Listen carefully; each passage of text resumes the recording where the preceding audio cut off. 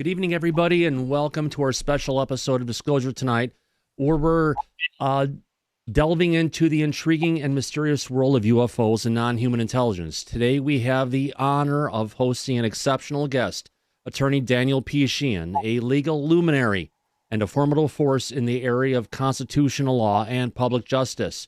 With a career spanning decades, Danny has been at the forefront of some of the most groundbreaking cases in government history. But tonight, we're venturing beyond the courtroom and into the cosmos. Daniel brings to the table not only his legal expertise, but an insatiable curiosity and wealth of knowledge about the UFO phenomena and the compelling questions surrounding the non-human intelligence and what's ahead of us in 2024.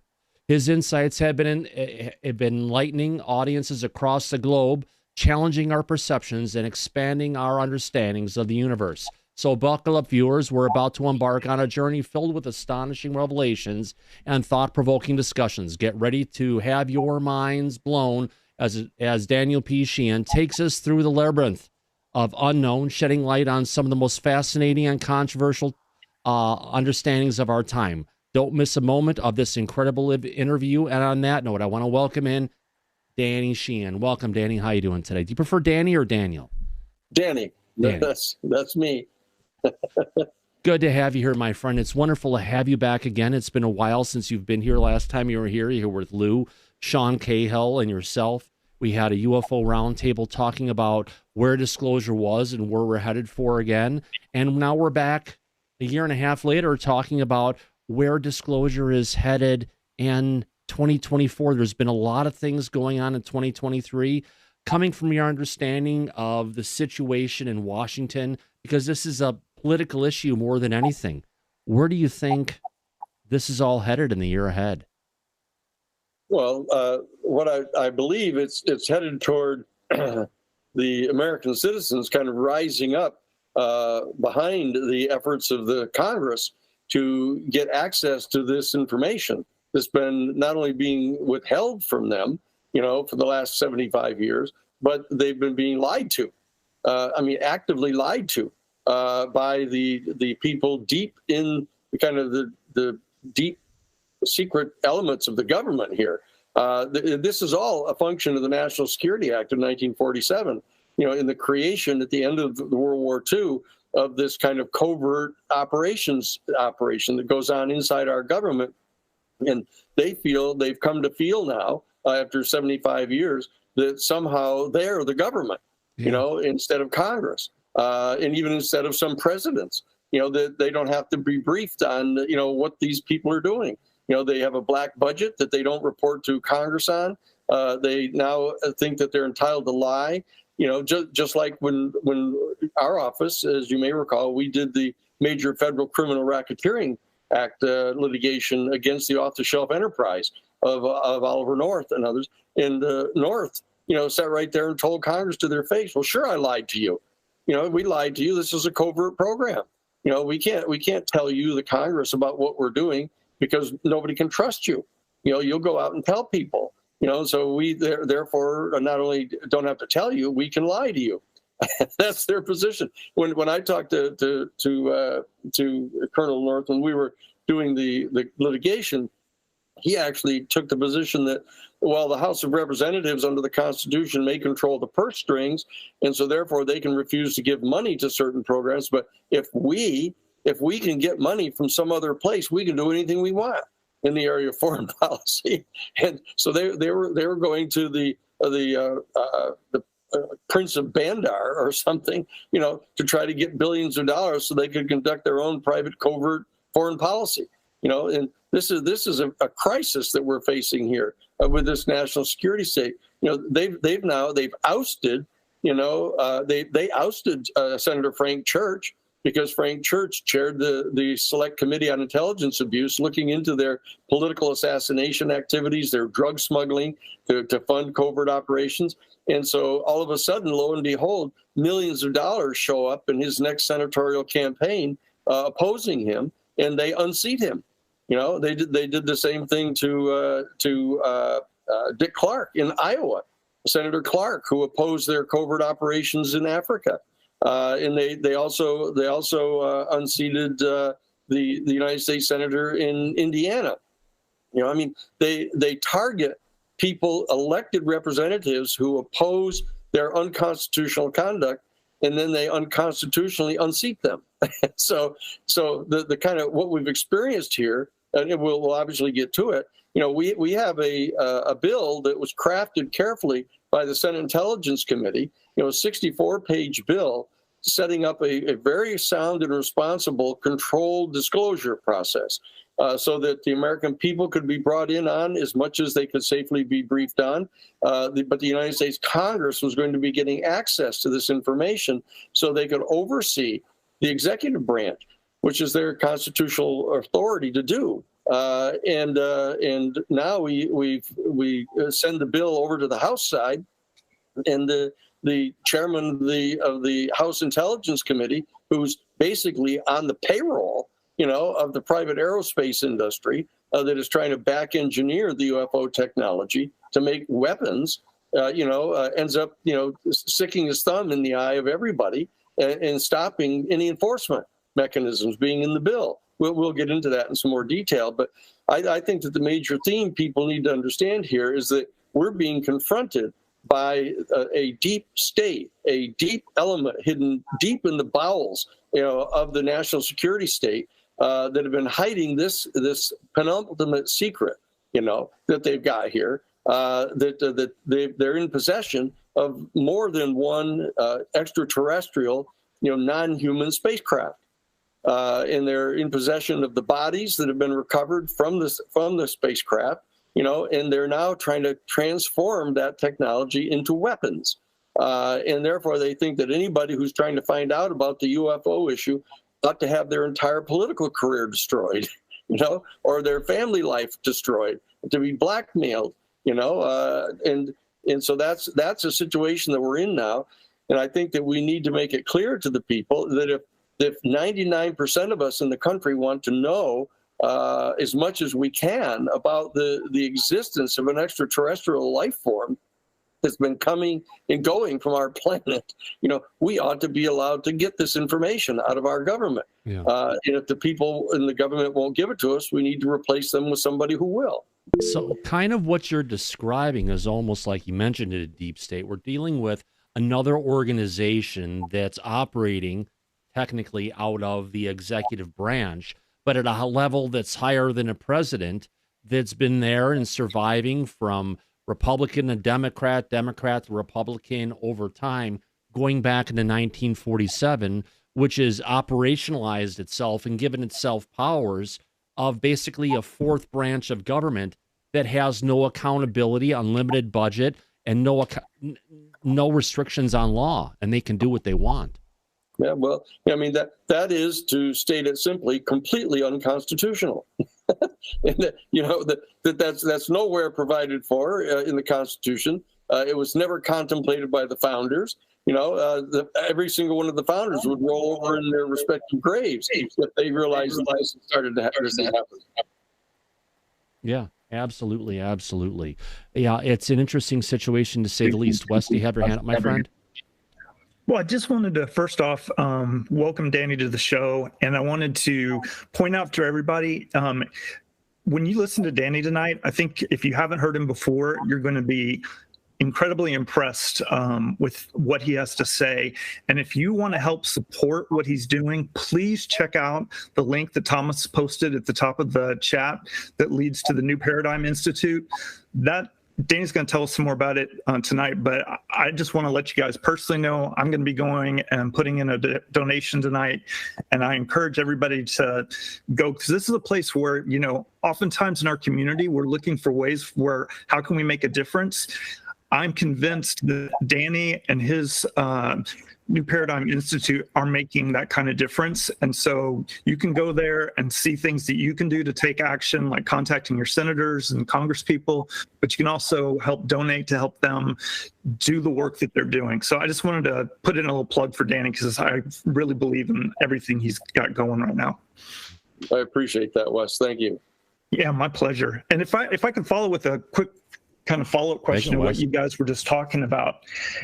Is it overstating things to say that this UFO issue is so entwined with this national security state and this kind of corruption, it feels like, that is set in because of it, that really, when we're talking about the work that's going on for UFO disclosure, in some ways, aren't we talking about kind of pulling our country back? I mean, I feel like that's one of the reasons that Democrats and Republicans both get behind this issue. And it feels to me like this is just so much more than even just the UFO issue. I mean, what are your thoughts on that? Well, yeah, the fact is that the desire to find out about the UFO issue and the existence of an extraterrestrial civilization, to realize that we're not alone here in our universe, is probably the largest single political constituency in the entire country. I mean, it's bigger than just the people who support the abortion issue, or bigger than the people who all support civil rights for people.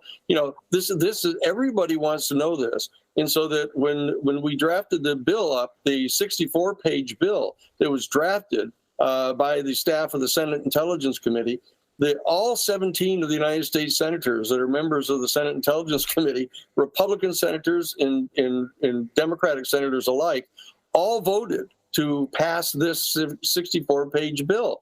It passed the Senate with flying colors, and went on over to the House side, and virtually all the members of the 435 members of the House of Representatives, like 430 of them or more, all wanted this, Republicans and Democrats alike. Until Turner, this guy, Michael Turner, who is the right-wing Republican chair of the Senate Intelligence Committee, who comes from the congressional district where the Wright-Patterson Air Force Base is, where the original craft that was recovered in Roswell, New Mexico, back in July of 1947, where it was taken, to be back engineered. He's the congressman from that district, and he stuck his thumb basically right in the eye of everybody. And pushed back and threatened to, people to not have their programs approved and anything else.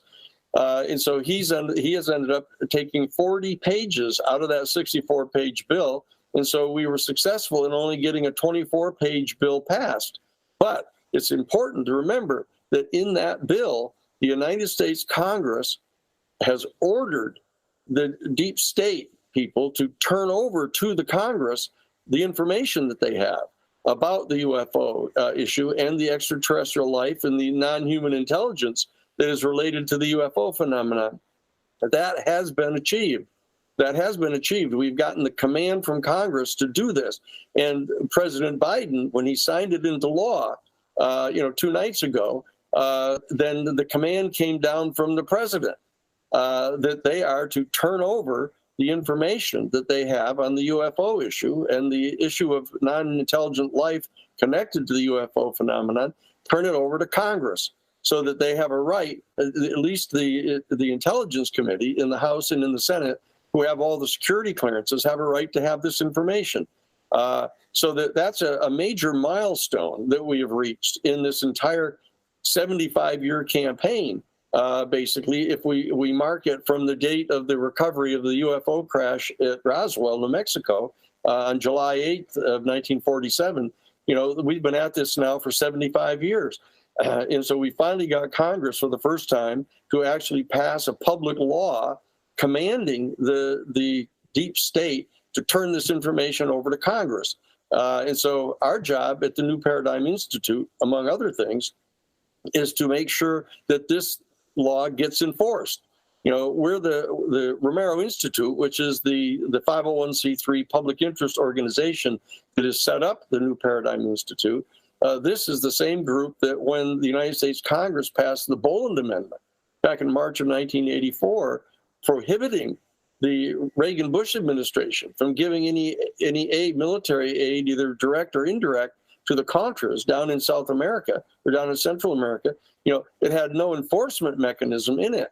And so the CIA and the covert operations people went right ahead smuggling weapons to the Contras, and then smuggling cocaine back into the United States to help secretly pay for the weapons. And we caught them doing it. And so what we did is we mounted a major federal criminal racketeering act prosecution against them. and got a special prosecutor appointed. Judge Lawrence Walsh got appointed to dig into it. We had major congressional hearings that revealed what it is that they were doing. And we don't want to have to go through that entire complex process again. What we want to do is we want to have the Congress put enforcement mechanisms in, like they did not do in the Boland Amendment. They just issued the command without any enforcement mechanisms. So when we got this statute passed here by Congress and is signed into law by the president, what we're now doing is Senator Schumer, who is the majority leader of the Senate, and Mike Rounds, who is the Republican senator from South Dakota, probably the reddest state in the entire country, and Marco Rubio from Florida, and Christian Gillibrand from New York, all across the political spectrum have all demanded that there be enforcement mechanisms in this statute, and that there be timelines within which this information has to be revealed to Congress. Those are the next steps that we need to undertake. And that's why we're asking people to come to newparadigminstitute.org, and it will have all of your Congress people listed there. All you have to do is put your zip code in so that we know how to get in touch with you. And we get you the information instantaneously, not only about who your Congress people are and senators are and what their position is on this, but all you have to do is push a single button and in it goes. Your demand that there be public hearings held about the UFO issue, and that we have a right to demand that Congress get this information, and we have a right as the public to have access to the basic information about this ultimate secret. Because this is a lot more than just a potential weapons system, source of information. That there's an old Sufi saying that when a pickpocket meets a saint, all he sees are his pockets. And that's what we're dealing with here. Because the national security state has been set up since 1947. The national security state, as soon as they found out that there was this extraterrestrial craft, seized the craft. And decided, oh, look at this. Maybe we can make a secret missile system out of this. They're actually, the Radiance technology, one of the aerospace industry that has got access to some of this technology. They're the home of a thing called Prompt Global Strike. Is the code name for it, and they're trying to build a U.S. nuclear missile from launch in the United States. Can hit into the center of Russia or China inside of 2 minutes. It totally destroys the entire geopolitical structure that's been set up to protect our entire human family against total thermonuclear holocaust. But they believe it's their mission to try to have some weapon system to be able to establish, in their own words, full spectrum military dominance over the entire planet. And they've also said by their own language in the 1992 United States Defense Department Policy Planning Guidance document, they said that the purpose of the mission was to be able to maintain our continued privileged access to the strategic raw materials of the planet. So we find ourselves as the 5% of the whole population of our planet, who have the ability to try to rein in this national security state that is operating in our name to try to establish full spectrum military dominance over the planet. And when they recover an interstellar spacecraft, all they can think of is trying to figure out how to use the technology to build another weapon system. And using our money to do it. With our money, with our tax money, and then to keep us like mushroom, in the dark. That's and they're holding Congress in the dark. They lie to individual presidents if they don't think that they'll work with them adequately. They lie to the secretaries of defense. They lie to the secretaries of state, so that that we don't even have the capacity of our entire democratic society to participate in making decisions about what our relationship is going to be with this entire extraterrestrial civilization. And even James Lukatsky, who was part of OSAP, Danny, James Lukatsky, who was part of OSAP. When he was out on some of the recent interviews out there, he'd said if he was brought in front of Congress and he was asked to testify, he would lie to Congress based on the type of clearance they have. And I know some people have mentioned something called an execution clause. Well, what I'm saying is that we were all warned back in 1947 when Robert Lovett, who was a senior partner in the investment firm of Brown Brothers Harriman, wrote a letter to Truman saying that he wanted to have us set up some kind of a new agency that was more cunning and ruthless than any of our potential adversaries, and that was the origins of the Central Intelligence Agency, and they have garnered unto themselves the power and the self-proclaimed authority to engage in these kind of activities in complete distrust of the elected representatives of our constitutional government. They not only lie to us and to the news media, and they lie to the Congress people, they even lie to the presidents, about this, and think that they're entitled to make decisions. And look at the kind of decisions they make. They make a decision to take the craft that they find, an interstellar spacecraft, and take it into their custody and keep it secret and try to make weapons out of it. This has got to be stopped. The American people have to rise up and take the advantage of the fact that this is the largest constituency across political lines that we can possibly imagine. We have the support of virtually all the members of Congress, all the members of the House and the Senate, except for the handful of people that come from the direct congressional districts, where the aerospace industry pays for their campaigns.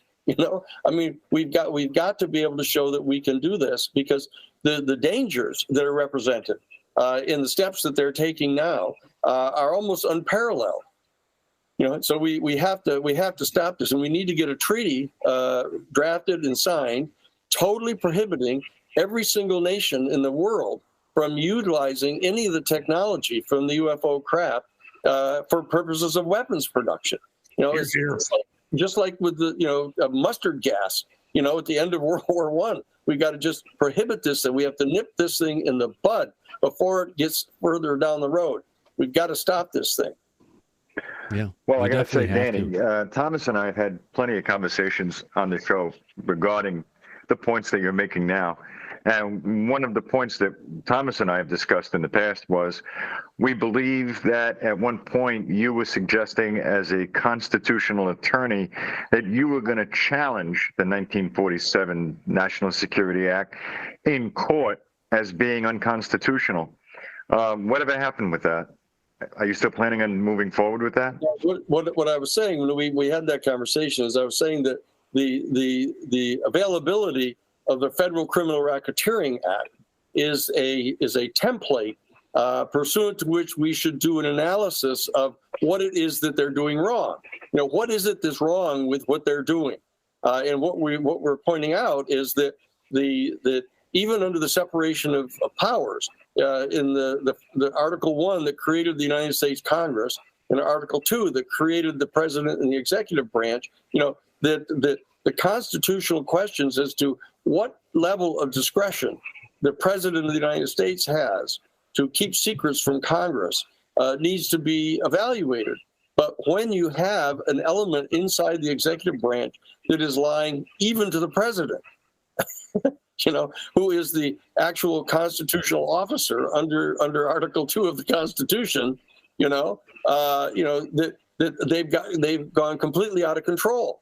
And we have the evidence now that shows, as I mentioned, that they've unseated members of the United States Senate who they view to be inadequately supportive of their own independent agenda, which runs even contrary to the official agenda of the United States government, and what our foreign policies are that have been approved by the Senate.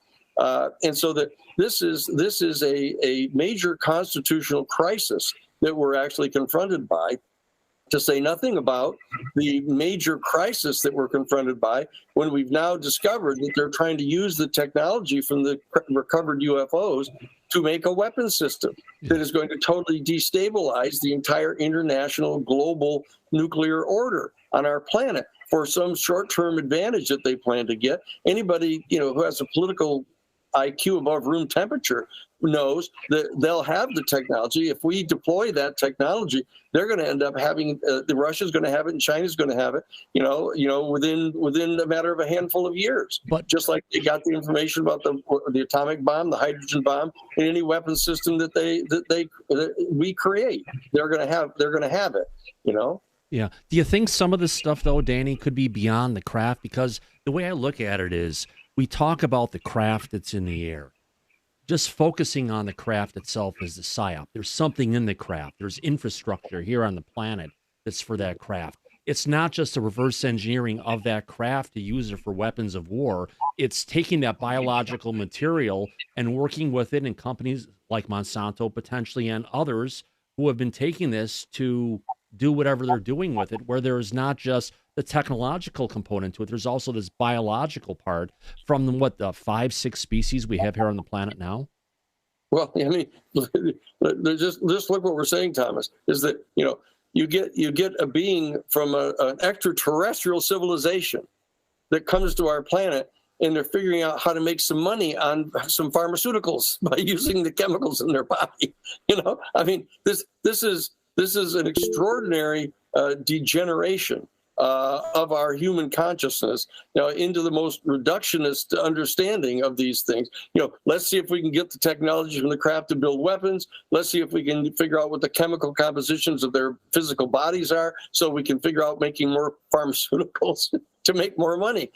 Whereas, how about talking with these individual beings? How about finding out what their civilization is like? How about determining what kind of diplomatic relations we can have with them, and what kind of productive commercial operations we can have with them, rather than, just let's figure out how to use their bodies for profit. Yeah, because eventually they're going to come back looking for the people who crashed. And when we say, well, they're not quite alive, where are they at? Well, they're in 5,000 pieces spread across our country right now. You're not going to get them back. Well, the short of it is that, the national security state bureaucracy is not the right party to be making these decisions. They need to be under the control and supervision of our Congress. Yeah. Okay? And the President of the United States has to answer to the Congress for his activities in the national security area. There's the United States Supreme Court case, Youngstown Sheet and Tube, versus Sawyer. It was decided back in 1954 during the Korean War that during the Korean War, the United Steelworkers went on strike, and President Truman ordered them to go back to work because he thought that national security required being able to produce steel in order for us to engage in the Korean War. And so he ordered them to do it, and they didn't do it. And so he ordered the United States military to go in and seize control of the steel mills and actually operate the steel mills. And a major lawsuit was filed to stop that. It went all the way to the United States Supreme Court, and Justice Jackson wrote the controlling opinion in the case, and he specifically stated, that when Congress has acted and chosen to place a specific limitation on the area of discretion of the president to deal in foreign policy, the power of the president is at its absolute lowest ebb, was their term.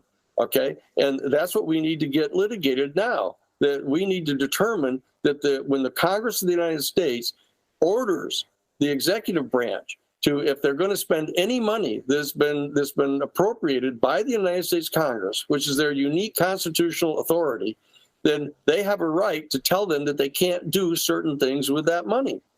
And the president can't, by a signing statement or by any other activity, can't say, oh, by the way, we're not going to pay any attention to you.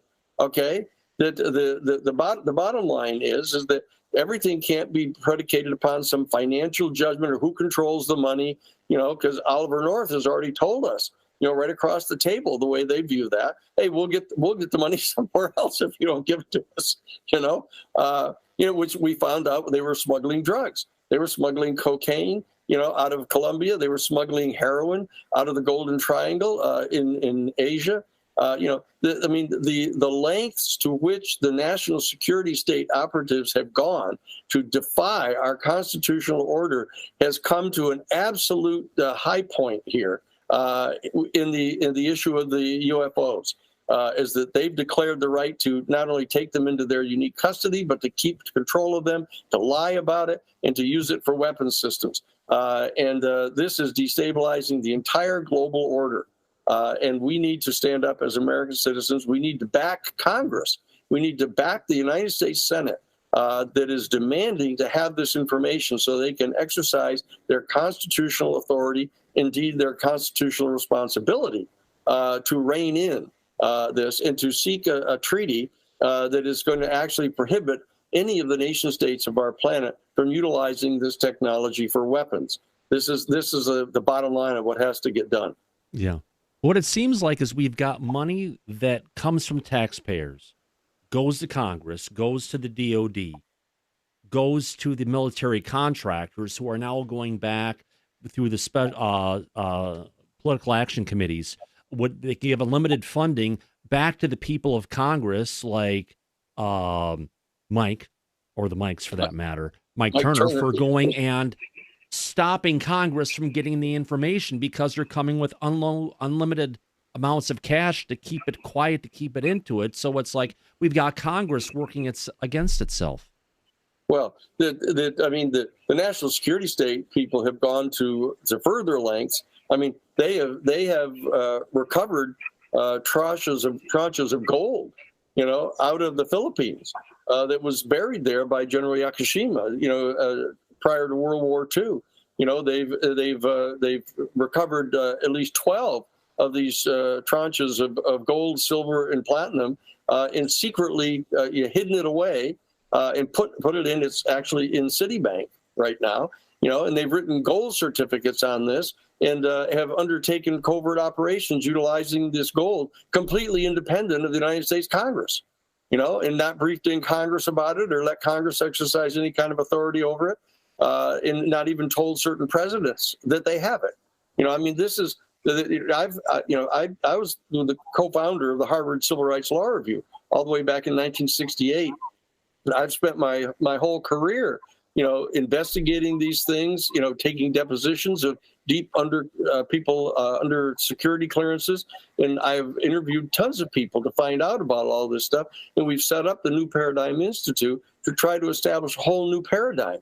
One that operates under the constitutional principles of our government and gets access to the information about this extraterrestrial civilization, and in fact is able to develop an entire new human worldview that actually integrates the reality of this much larger galactic civilization and where we fit into it. This is a major task that we have at the New Paradigm Institute.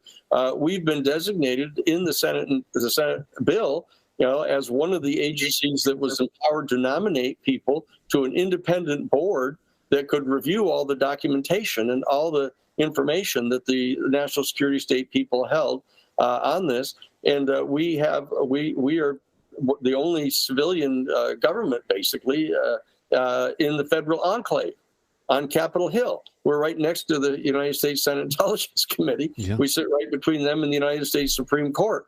Our offices, the New Paradigm Institute, right on Capitol Hill, and we are the watchdog to try to make sure that this command issued under the new law is followed, and that teeth is put back into this bill for enforcement power.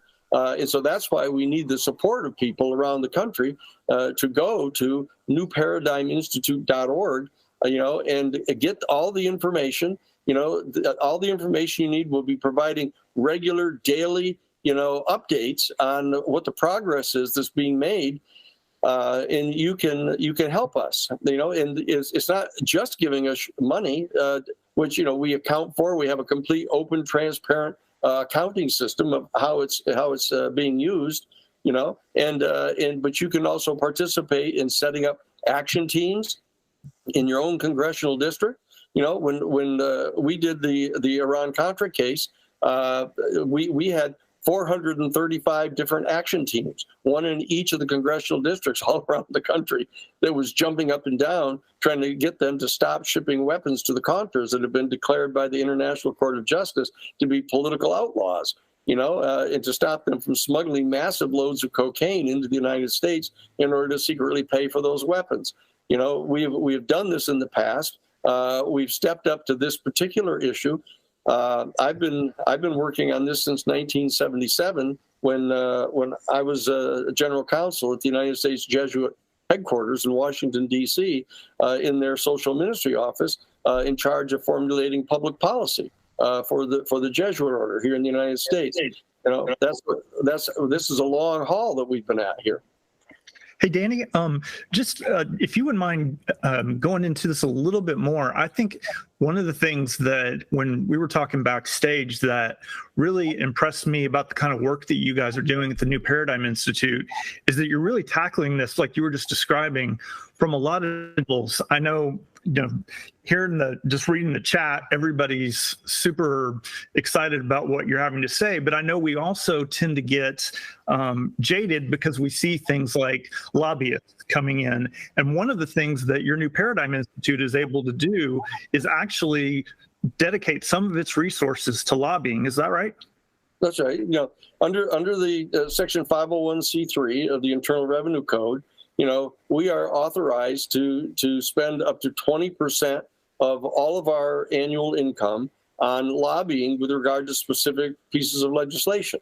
We're vastly below that percentage, because we have other projects as well. We have the Lakota People's Law Project up in South Dakota and North Dakota that was organizing there to represent the Native tribes there to stop the Dakota Access Pipeline from being put right through their sole water supply up there. We've gotten legislation passed in California to assist in giving subsidies to low-income families to be able to get electric vehicles and stuff to try to reduce the pollution in California.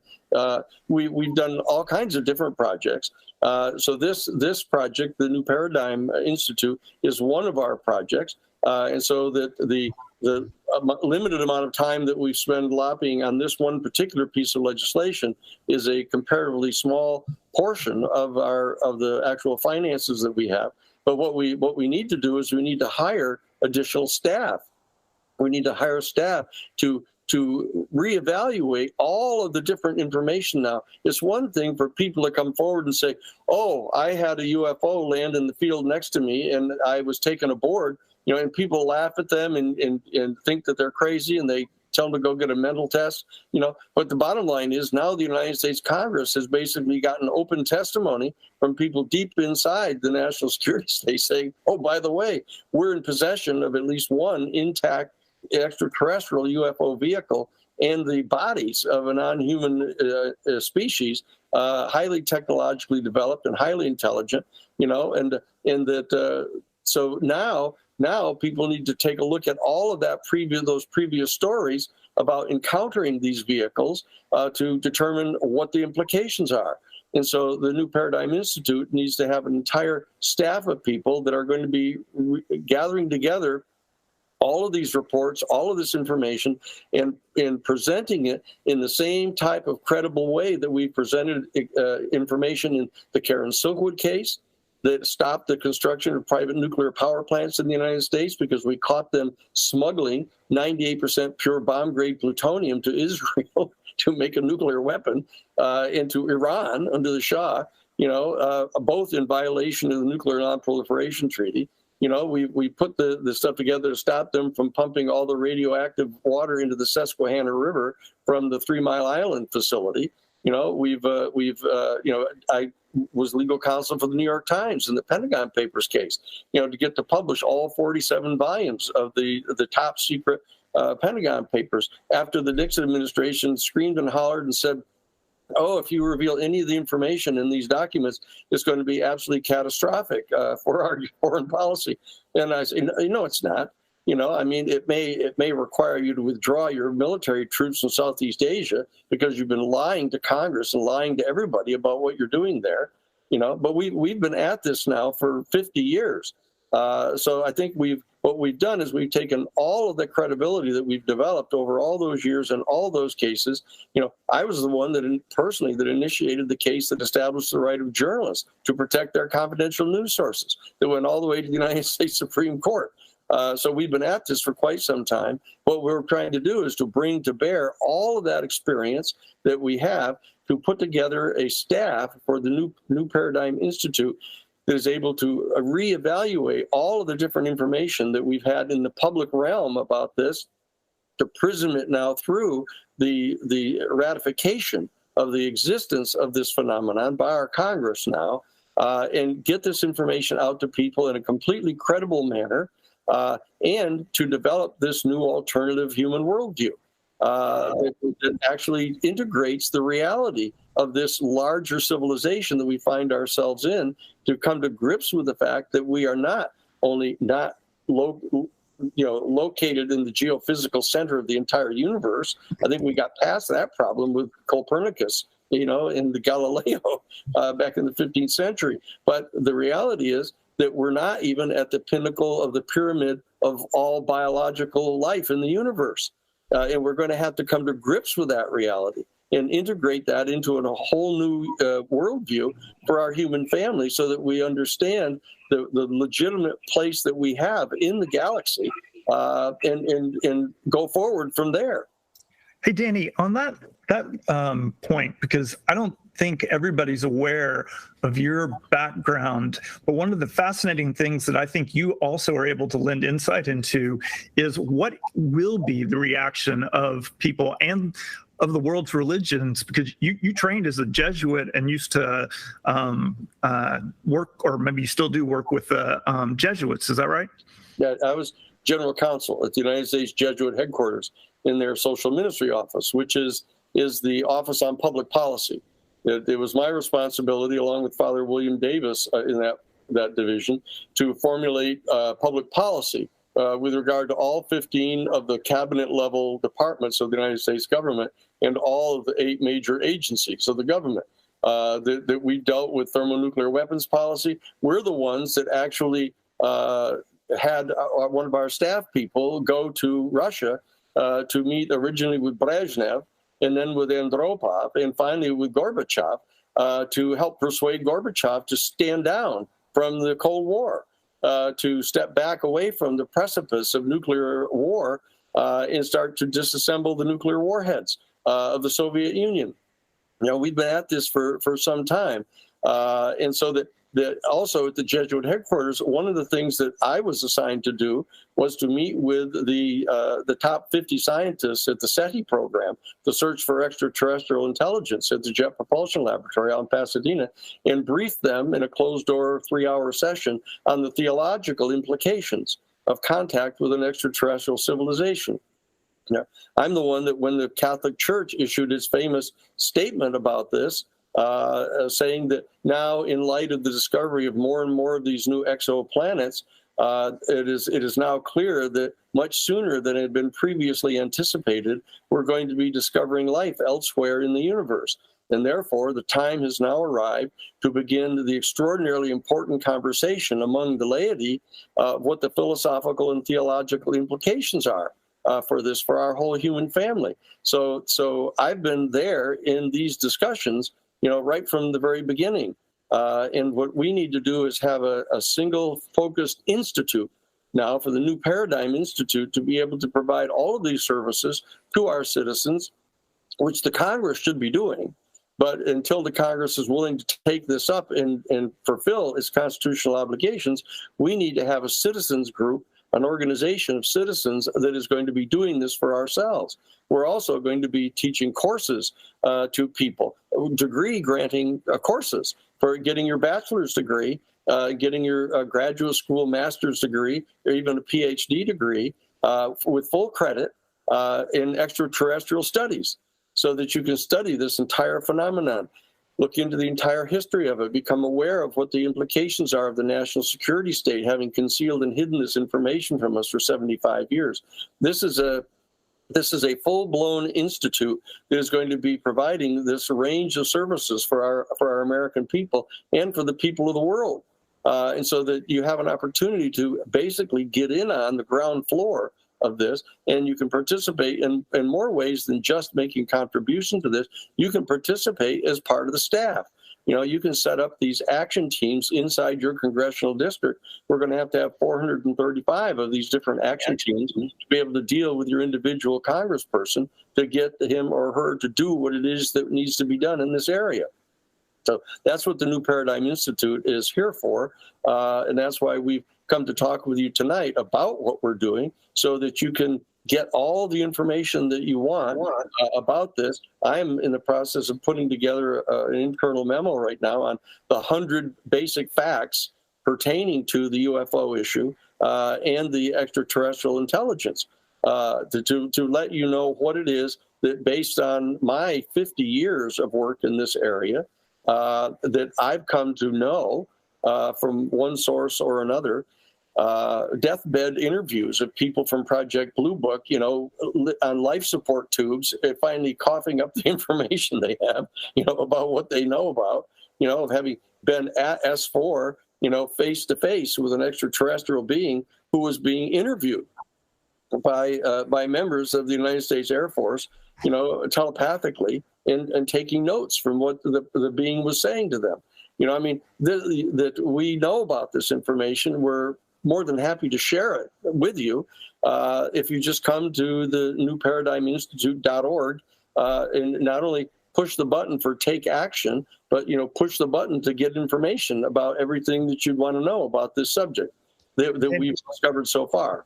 Danny, if I could just emphasize what you just said, because I don't think people may have fully processed it, because that was really, this is powerful, everybody. One, I will take up your challenge. I will try to set up one of these action groups here in Texas, because I think this is amazing. And one of the things that people, if you're listening, we're always asking, how can we get involved and how do we get access to the information that we could use to help make a convincing argument? And Danny is telling us that's what he's doing. And I think this is remarkable. I mean, can you imagine all of us out there lobbying our Congress people with Danny's information? We can do a lot of good. So please, if you feel like you want to do your part, this is a great way to take action, I think.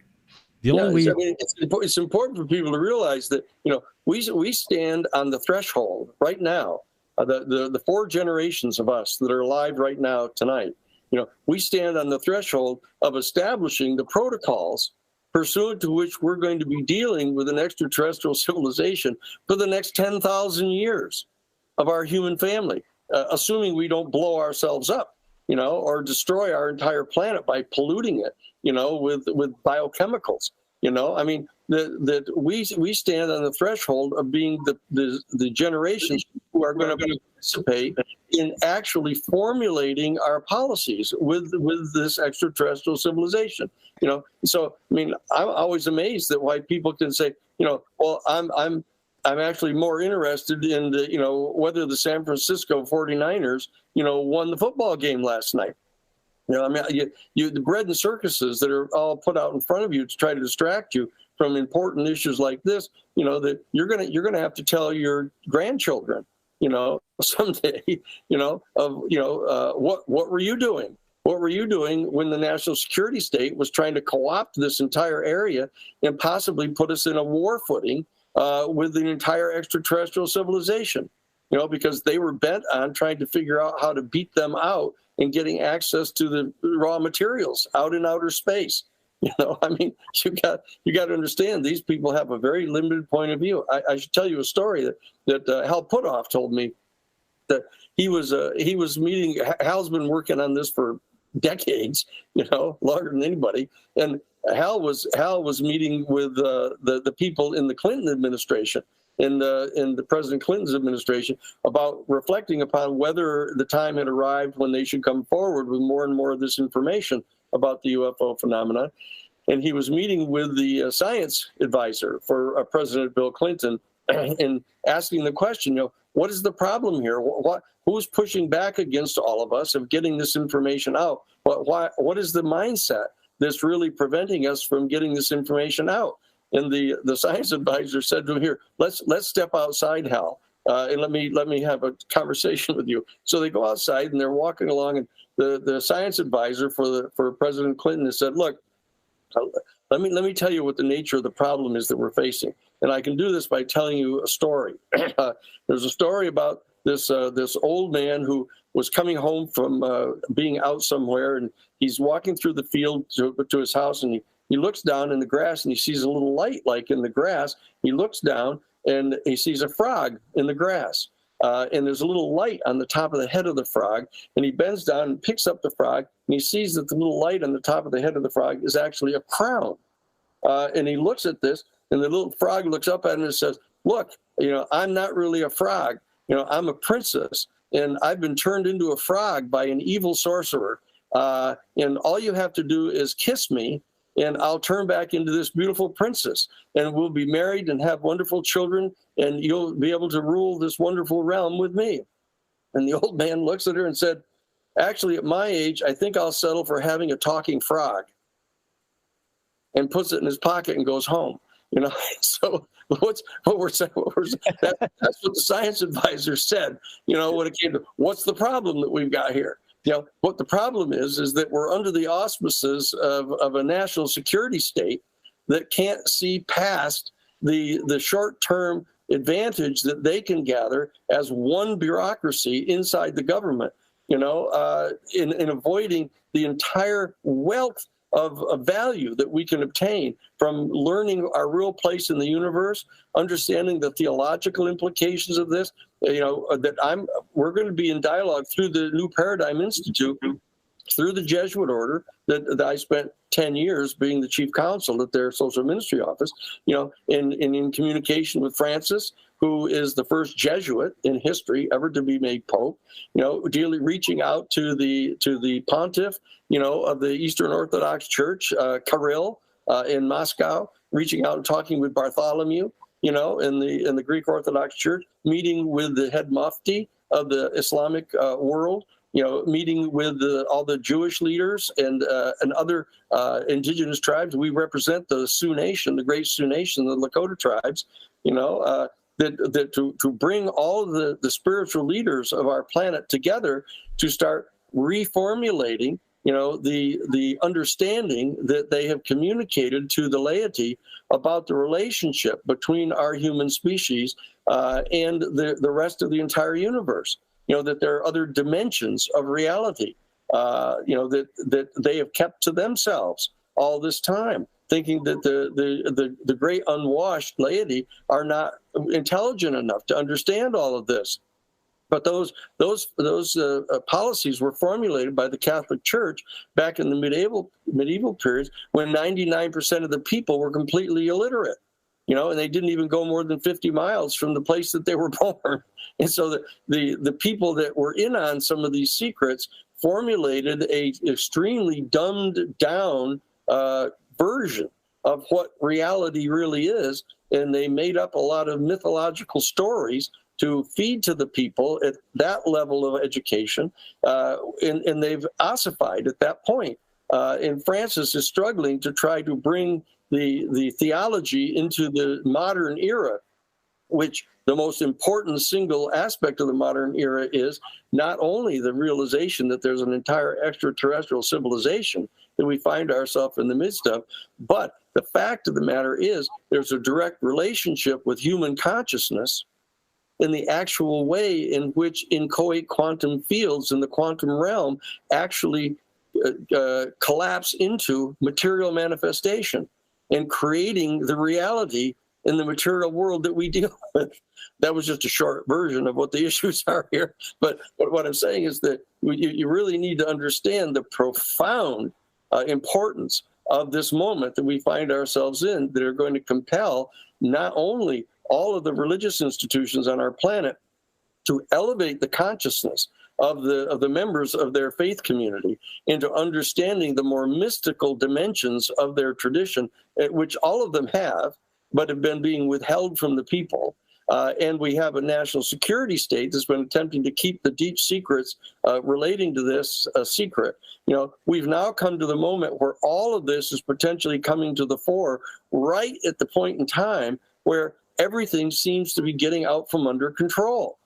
We have massive carpet bombing, of Gaza going on here by the state of Israel, which has been created by the Western powers, back at the end of World War I and World War II, as a projection of Western military power into the Middle East to claim control over their oil fields, and to control the Suez Canal. I mean, this is not rocket science that we're dealing with here, but most of the people have been lulled into a position of thinking that's more important for them to know who won the recent football game, or or what's going on between two political parties arguing over who the senator is going to be from their state, or whether or not one of the past presidents is going to get indicted.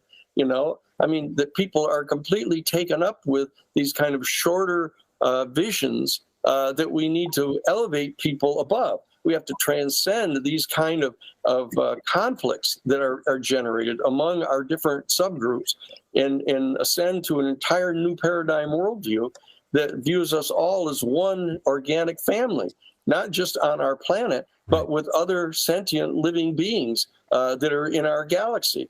This is an extraordinary moment in our human history that is transhistorical, if in fact you will participate in this with us. That's what I'm here to talk about tonight. What you're talking about, it's truly not just something that's part of the United States, it's something that's global. But if we look back in time to the late 1970s, Sir Eric Gary, Prime Minister of Grenada, led an effort to enlist the United Nations into a UFO inquiry.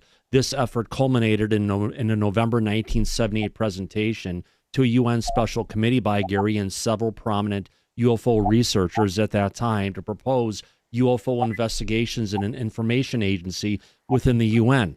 Now, Gary, under pressure from the U.S., had his proposal shut down. But more importantly, after that had happened, there was a revolutionary coup which toppled his regime in Grenada.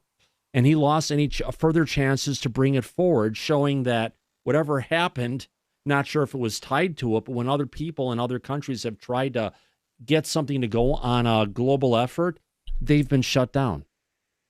Well, I mean, we need to understand that that one of the dire secrets that are being withheld by the national security state people now is what the energy source is that propels these extraterrestrial vehicles. And the reality is that this could, in fact, offer an alternative to the petroleum in our country, which they're fighting wars over in the Middle East right now and slaughtering tens of thousands of people over ultimate control of the Middle Eastern oil fields. There could be an alternative energy source that stops polluting the planet so that we don't have to keep being told by the Intergovernmental Panel on Climate Change every 2 years about how much closer and closer we're coming to a tipping point where our entire planet, our whole climate system is going to collapse in the face of this kind of pollution.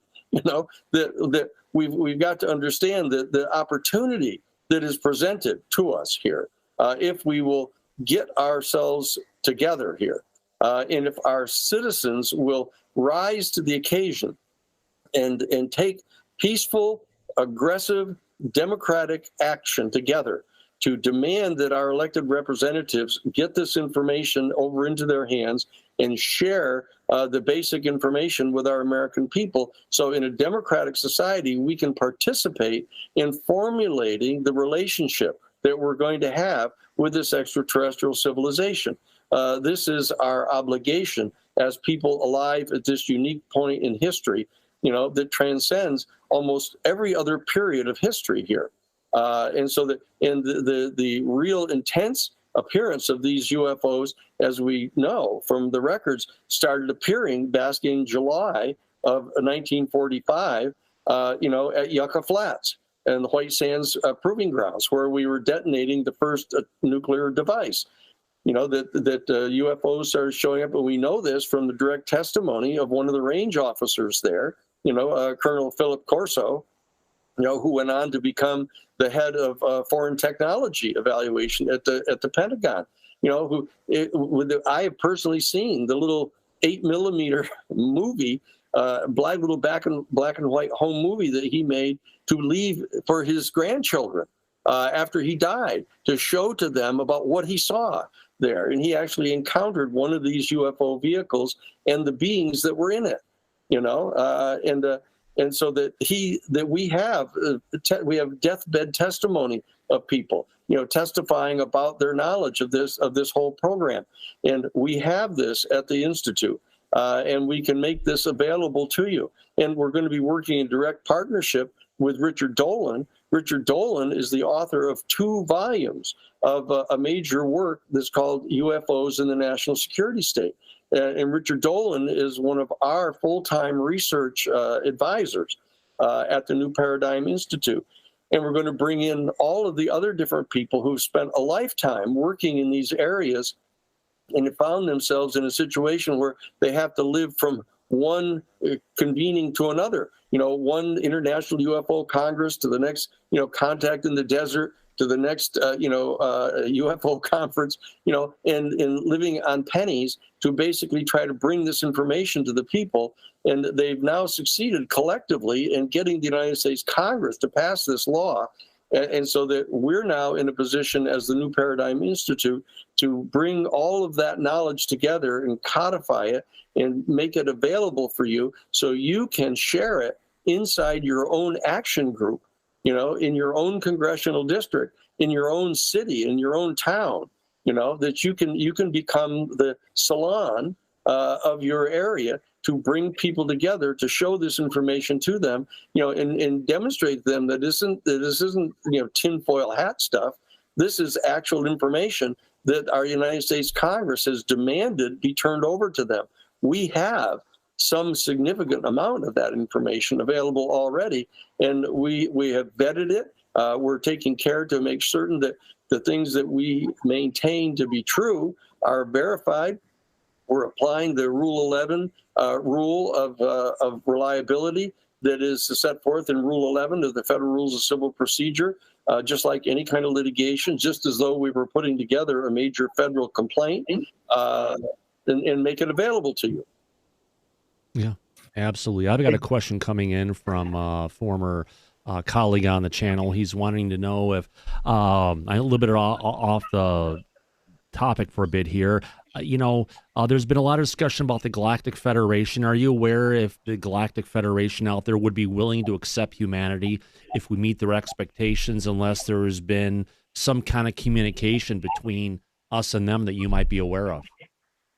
At this point, I'm perfectly aware of specific assertions that have been made about specific contacts and specific communications that have been undertaken. We're in the process right now of vetting all of this information.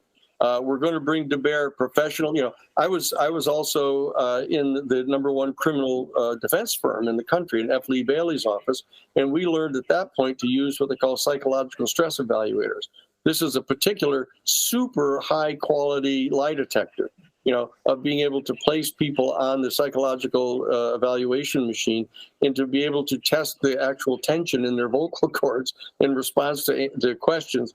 Well, we're going to undertake purely professional investigatory activities to be able to vet some of this information, where people will come forward and say, that I was there, at a particular United States Air Force base on a day when the UFO landed, and officers from our unit went out onto the tarmac and talked with these beings, and there's movie footage of this. They kept a camera of it. We're going to dig into all of these things like I would any major litigation that we ever engaged in. But that we're not going to be confronted by the fact that the United States government has sovereign immunity against being sued in their own courts. So what we're going to do is go to the court of public opinion and bring this information to them. That we're actually even willing to have a major program where we put regular citizens in a jury box and bring in the experts to testify live, on live stream television. Here's all the experts on both sides. Here's the jury room that's been selected, from people in the local area. Here are cameras inside the jury room, listening to regular citizens discussing the individual witnesses and what they thought about them. And you can have people participate online. What did you think about the credibility of this one particular witness, et cetera. These are all things that we have available now to us at the New Paradigm Institute, if we can get your support. If you want to participate in this, people who are able to help produce television shows like this. We've got some communication going on with Catherine Bigelow's firm down in Washington, D.C., or down in Los Angeles, she's the one that won the Academy Award for The Hurt Locker. She's the one that did Zero Dark 30. She also did Detroit, the big major docudrama. That we're in communication with people. We did the Karen Silkwood movie that got the whole information out about the Karen Silkwood case that we won the $10.5 million for her children on. We've got access to all kinds of contacts and people, but we need the support of the American people to come forward. Our experience has been, if you build it, they will come. It's the field of dreams here. We're putting together the field of dreams for the American public through the New Paradigm Institute right there on Capitol Hill in Washington, D.C., where we can gather all of the information. We can bring together the staff that's necessary. We can do the kind of media productions to make them available for nonprofit. This is a total nonprofit operation, that we're not going to engage in things like the To the Stars Academy did of, let's have private investors in this and figure out how you can make a lot of money on this. Nothing like that is going on here. This is a full-scale public interest, nonprofit operation run for and by the citizens of our country. And that's what the New Paradigm Institute is. And we want your participation. We want your help. We want your skills all to be brought together. We'll have people to coordinate, a volunteer coordinator who can get your offers, what your skill sets are, what kind of time you have available, what kind of travel ability do you have? Can you come to Washington, D.C. and work with us there? Then we'll come out to your action teams that you establish in your own county or in your own congressional district, and bring experts out to present there to your local citizenry. We're going to get all this stuff coordinated. We know how to put together these things. I mean, it's one of the advantages in having gone to Harvard College and Harvard Law School. They at least teach you how to run operations like this. And so that's what we're trying to do. We're trying to bring it to the American people for free.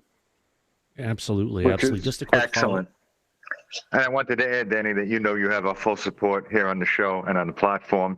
Anything that you want to bring out publicly for the public to see, we'll be supportive of that and help you in that endeavor from the Paradigm Institute to bring this information out. That goes without saying.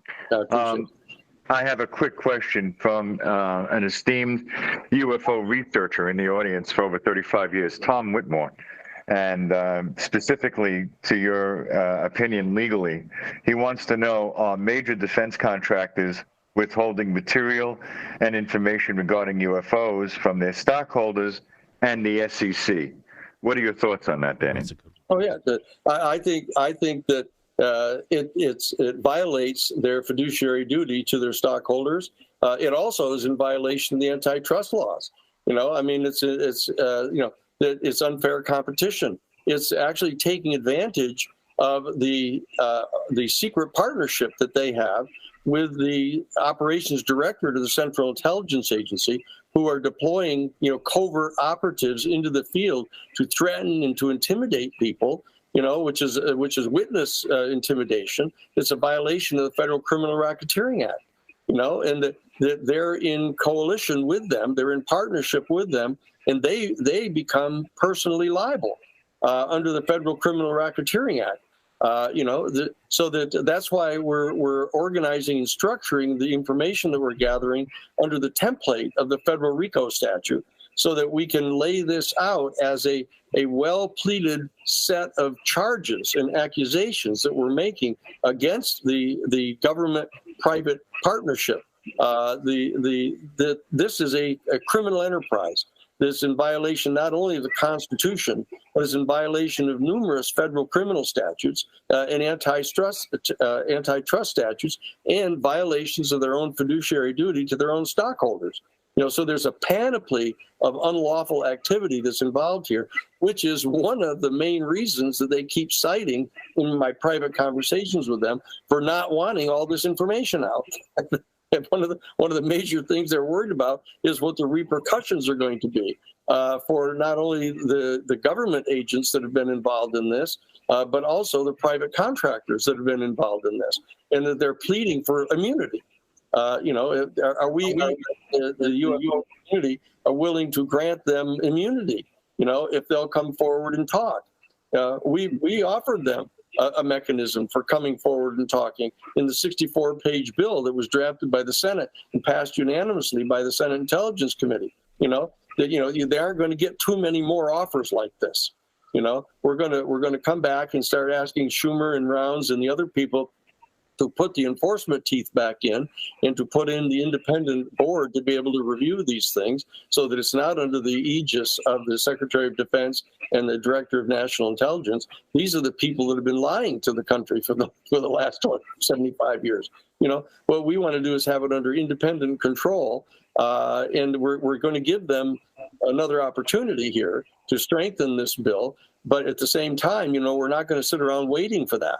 We're going to come forward and start exposing this information ourselves. And we're going to put all the pressure that we possibly can bring to bear on the Senate Intelligence Committee to hold public hearings and bring forward some of the 40 different people, 40 different whistleblowers who are similar to David Grush, who have direct knowledge about this program and what's been going on in the program, and direct knowledge about the spacecraft and direct knowledge about the extraterrestrial occupants of the UFOs, and start bringing them forward in public hearings until the other side gives in and says, okay, good. Let's set up a controlled disclosure campaign plan and roll this out to the American people, into the world, in a safe and responsible manner, because if they don't, we're just going to keep on coming. And we're going to keep on coming anyhow until they agree. Absolutely. Those are very good points. Yes, just circling back, if I could, though, Mike, I wanted to get back just to follow up. Before, Danny, we were just talking about different kind of things going on, different expectations, Galactic Federation. One of the cases you brought up, it sounded like it was similar to the Holloman Air Force Base setting that happened. Are you aware of any credible over-communication with the Galactic Federation that may have taken place to understand what their expectations are and what the acceptance of humanity would be for us to get into it? Well, at this point, I understand that's the re-putting of your question that you put to me that I didn't quite answer last time. Having done 1,000 depositions, I know the question again when I hear it. Okay, The bottom line is that we do not know. Yeah, when I say we at the New Paradigm Institute do not know yet exactly how credible all of the information is about the particular juridical structures that the different star systems have with each other. It is clear that there are at least 5 different species that have been credibly recognized as having coming and gone from here. And it's unlikely that they're from the same planet. And it's unlikely that they're probably even from the same star system, so that there's some sort of presumption that we're operating under, that there's some sort of coordination. Now, I had an interview with one particular fellow, the fellow I mentioned that was on his deathbed, with all the life support systems in him, and he called me and said he wanted to confess, basically, to a Jesuit, ideally, of what he had known all this time. I made it clear to him that I was not, in fact, a Jesuit priest, that I left the Jesuit headquarters after 10 years because the bottom line is they wouldn't allow women to be priests. They wouldn't, and I didn't understand what being a priest really was if women were somehow incapable of it biologically of being a priest. I didn't quite understand what it was, and a number of other issues that had come up. But the bottom line is that we need to vet that information. This fellow actually told me in detail about him having been present at S4 with his commander in Project Blue Book, and his commander was having a face-to-face communication with a live extraterrestrial being that was there. He personally wouldn't go near the being because he thought he was demonic. And so he was a major Christian fundamentalist, this fellow. But he said he was talking with the staff that were there that were attending to this being, and he had gone through a number of interviews where he was relating information telepathically to the staff, and they had these note cards of things. And he said that he came from a group of people that were from different star systems. But they all worked together in a coordinated way to go around determining what the state of development was of sentient species on different planets in the galaxy. When he was asked, well, who was the source of authority behind this kind of exploration that was going on? And he said, well, it's something like what you people might refer to as God, but it's a lot different than you think. and this fella said, I refused to ever tell anybody about that because I didn't believe him. He said, I didn't believe it was true because I thought he was satanic. And so I never even reported it to my superiors. He was telling me about this on his deathbed. So I don't quite know yet how to completely evaluate all that. He didn't use any reference like the Galactic Federation or anything. He just told me that much, And so and with regard to the Holloman Air Force Base thing, I had a direct personal conversation with Edgar Mitchell. And up at the Institute for Noetic Sciences, that Georgie Zimmer, was a dear friend of mine who helped set that up, and others. And I was sitting along with Sergio Lube, a friend of mine, talking with Edgar Mitchell. And Edgar said that, look, one of my very best friends in the whole world told me that he was there when the 3 UFOs arrived. And 2 of them hovered, and one of them came down and landed on the tarmac. And these officers, Air Force officers, and lay people in suits went out onto the tarmac and began talking with them. And then they went into one of the hangars and had some sort of a set of discussions. And then the little being came back out and got in the thing, and they left. And he said that there's footage of it. There's actual film footage of this having happened. He said, and I know that my best friend would never have lied to me about that. He said, but he has seen the film of that. Now, so that is the closest thing that I've gotten to, a second-hand account by a very credible person about the Holloman incident that allegedly took place. But as having access to a cadre of professional investigators, which I do, that we've done these on these cases. I said I was in F. Lee Bailey's office. We had an entire firm of 40 Class A licensed private investigators, experienced professional investigators that were at our disposal in the cases. And what I did is I've recruited a number of them, to come and work with us as consultants to help do the kind of professional investigations that we need to have done here. And this is how we've been able to find out the information that we found out in these various cases. And I remember that Oliver North and Dick Secord were having the conversation about who the hell are these people? At the Christic Institute, which is who we were at the beginning. Where are they getting all their information? How come they know all this stuff? And it turns out that they suspected that Felix Rodriguez, who was the head of the Ilopango weapons supply operations for the Contras, may actually be our source, because we had such good information. We had the tail numbers of the airplanes. We had the shipping invoices on the weapons. We had the serial numbers on the weapons. We had all that information, and they could never quite figure out. Well, it turns out it was Rafael Chichi Quintero, who was the number 2 guy under Felix Rodriguez, who was our source on that. But nobody could ever imagine how we could get to a guy like that. But we got to his CIA case officer, who was telling us all about it. So we've got these kind of sources, that I don't walk around, bragging about all of our sources, but people have seen the kind of cases that we've done, and they've always assumed that we have some kind of access to important information, which we then call the people to the stand and put them under oath, under subpoena power, and compel them to answer these questions. And that's that we're going to try to get that done here, because we want to have an independent review commission or review board with subpoena power that has the capacity to conduct investigations into each of these specific allegations, so we can ascertain, I say we, the American people, can ascertain the credibility of this information. And that's what the New Paradigm Institute is going to be doing, among the other things that I've mentioned. Amazing stuff. If I could, just 1 second before I get to Wes Decker.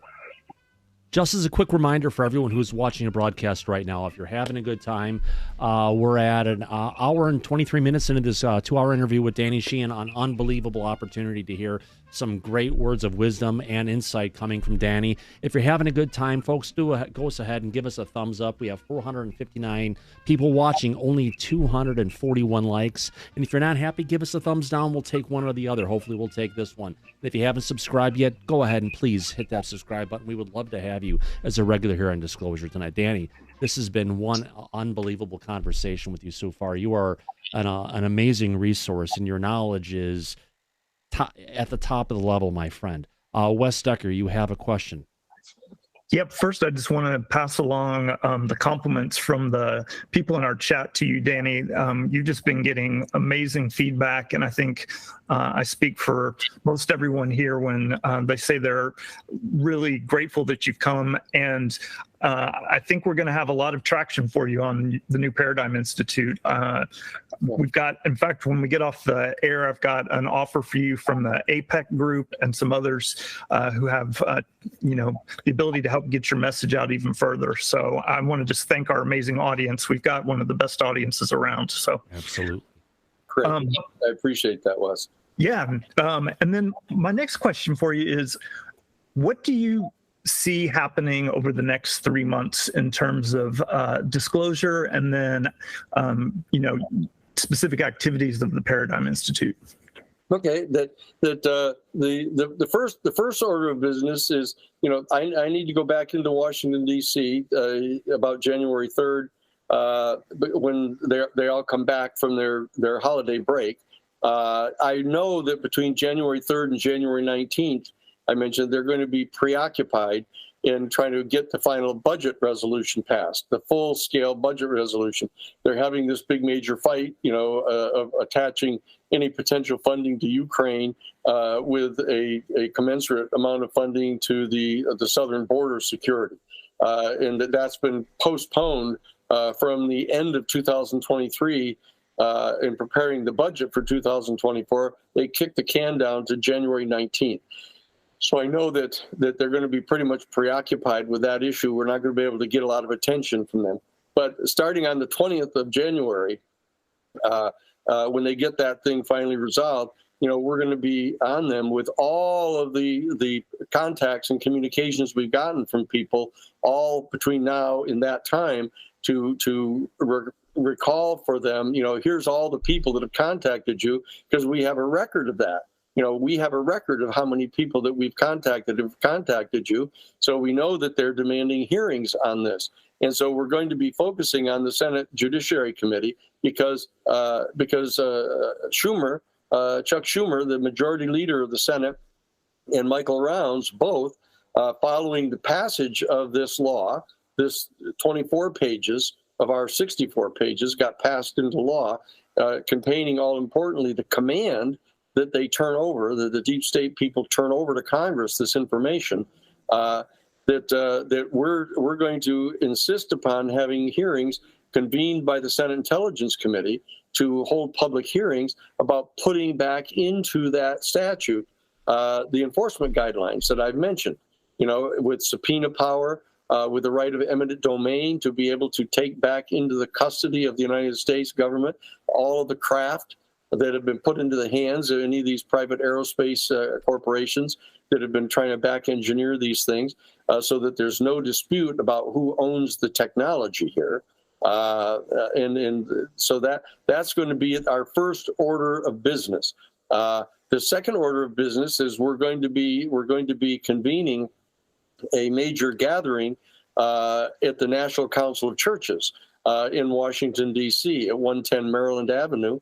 We're going to be gathering religious leaders, ideally from all 54 of the major religious denominations here in the United States, to reach out to global religious leaders around the planet to convene a major summit conference to take place around June 21st of having people from all the different religious denominations of our planet coming together to start holding a summit meeting on how they are all going to commit to elevating the teaching in their own religious traditions to allow their people, the laity of their people, in on the secrets that are possessed by the different religious denominations in the mystical realms, having to do with the influence of human intention on the manifestation of material reality. Rather than just talking about how Jesus can turn water into wine or he can, walk on water and stuff. The reality is that there's information around throughout the world of human beings being able to do things like this, that there are capacities that our human species has that have not yet been recognized, and they've been kept secrets, even by the religious institutions, and they hide them behind mythology and in the Kabbalah and in other secret documents that we want them to be willing to come forward with, to share this, including, of course, the information that they have about the UFO phenomenon. Now that's likely to devolve primarily to the Catholic Church because they've been able to maintain a set of records at the Vatican archives about this. And I've had conversations with Johann. Johann Ix is the head of the Vatican archives, and I've had this conversation with him. I've had conversations with Jose Gabriel Funes, who was the head of the Papal Observatory. I've had direct conversations with these people, and so we're in the process of trying to convene this June 21st summit conference of all the world religious leaders. These are all things that you can all participate in. You can all work with us on this. I mean, people can say, holy mackerel, that must be pretty exciting, getting to do all that stuff. Well, I can tell you it is, but it's also a lot of hard work. And the more people that we have helping us who have particular skill sets that are all going to be important. Writers, people that can go on television shows, can write letters to their editor in the local newspapers, that can, go and meet with their congressmen and senators. There's all kinds of things that you can do. Our job is to figure out what all those things are, so that because the most important thing that people always say when they hear this, they go, holy mackerel, what can I do? I've been trained into thinking I can't do anything but sort of eat and spend money, and I go out and shop, and to try to help the economy, but we'll help you. That I don't mean to sound paternalistic or anything, but we can help you by knowing how you can interface with your local representatives, have city council meetings held in your town, getting resolutions passed. We got resolutions passed all across the country by city councils prohibiting the nuclear industry from carrying radioactive materials, waste materials from the 103 nuclear power plants through their communities, because they wanted to move them all to a deep underground well in Yucca Mountain. And what we did is we organized people all around the country to go to their local city councils and get a resolution passed declaring their county to be a nuclear-free zone, so they couldn't carry any of those nuclear materials through their county. And we did that. And so there's all kinds of things that local people can do locally, but we have to bring to bear the collective conscience of our American people on our elected representatives, and we have to make it clear that unless they respond to what it is that we are demanding that they do, there are going to be elections coming up in 2028, and in 2026, to replace them. And we're going to have to recruit people to be candidates on this and a number of other issues relating to the national security state, that we want the national security state to be disbanded. We want to have the Soviet Union or Russia to respond. We want China to respond. And we want them engaged in an international treaty discussion to prepare for the outreach to this extraterrestrial civilization as a planetary culture, not as one particular nation state that's trying to get an advantage, to get kind of an inside deal made, with the extraterrestrials, so that we can get an advantage, by getting special access to their technology or something. We've got to understand how we're going to go about doing this, and we need your help to help formulate those plans. We can make proposals. We can tell you why the particular proposal that we're making seems reasonable to us, based upon our particular expertise that we may have in some of these areas, but we want to have an open, transparent, democratic process established here for our people to come together to basically seize upon this opportunity in the face of the present crises that we face here. You know, when we have the Intergovernmental Panel on Climate Change of the United Nations telling us, you know, that we're on the brink of total disaster here. You know, that if we don't draw down our emissions of carbon into the atmosphere to reduce our global mean temperature to no more than 1.5 degrees centigrade, you know, by the period of, you know, of 2040, you know, that we are absolutely doomed. You know, that people need to understand. They're talking about the melting of not just the polar ice caps, but melting of the frozen tundra that are sitting on top of billions and billions of tons of methane gas. Frozen methyl hydrates, and there's enough frozen methyl Yes. hydrates alone in the Black Sea, just in the Black Sea. And if that stuff goes and thaws, it will right. put the surface temperature of the Earth into the 200-degree temperature range. Yeah.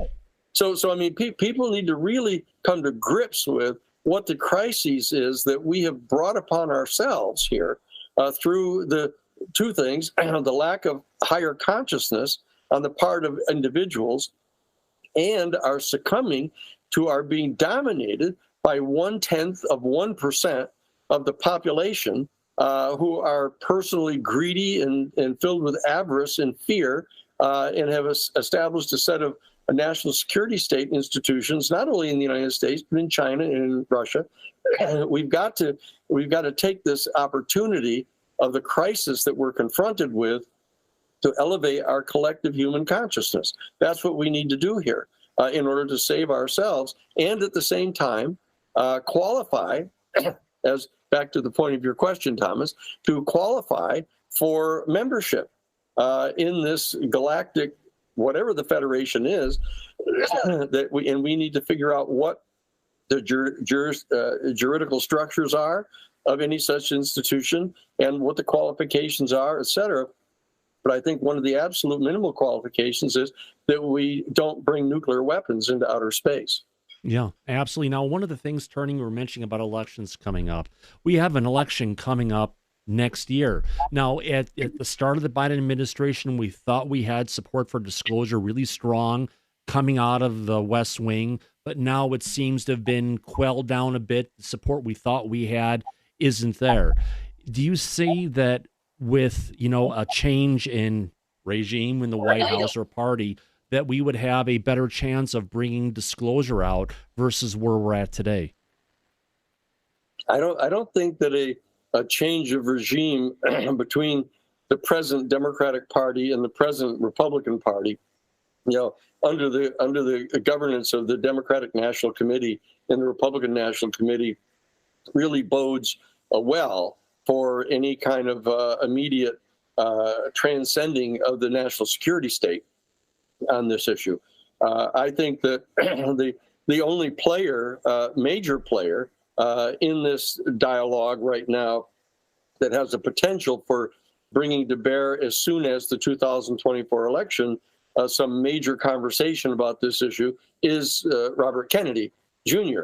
That he has been pushed out of the Democratic Party by the Democratic National Committee, having proclaimed that they were going to prohibit any kind of public debates among any alternative candidates to the Democratic Party nomination for president to President Biden.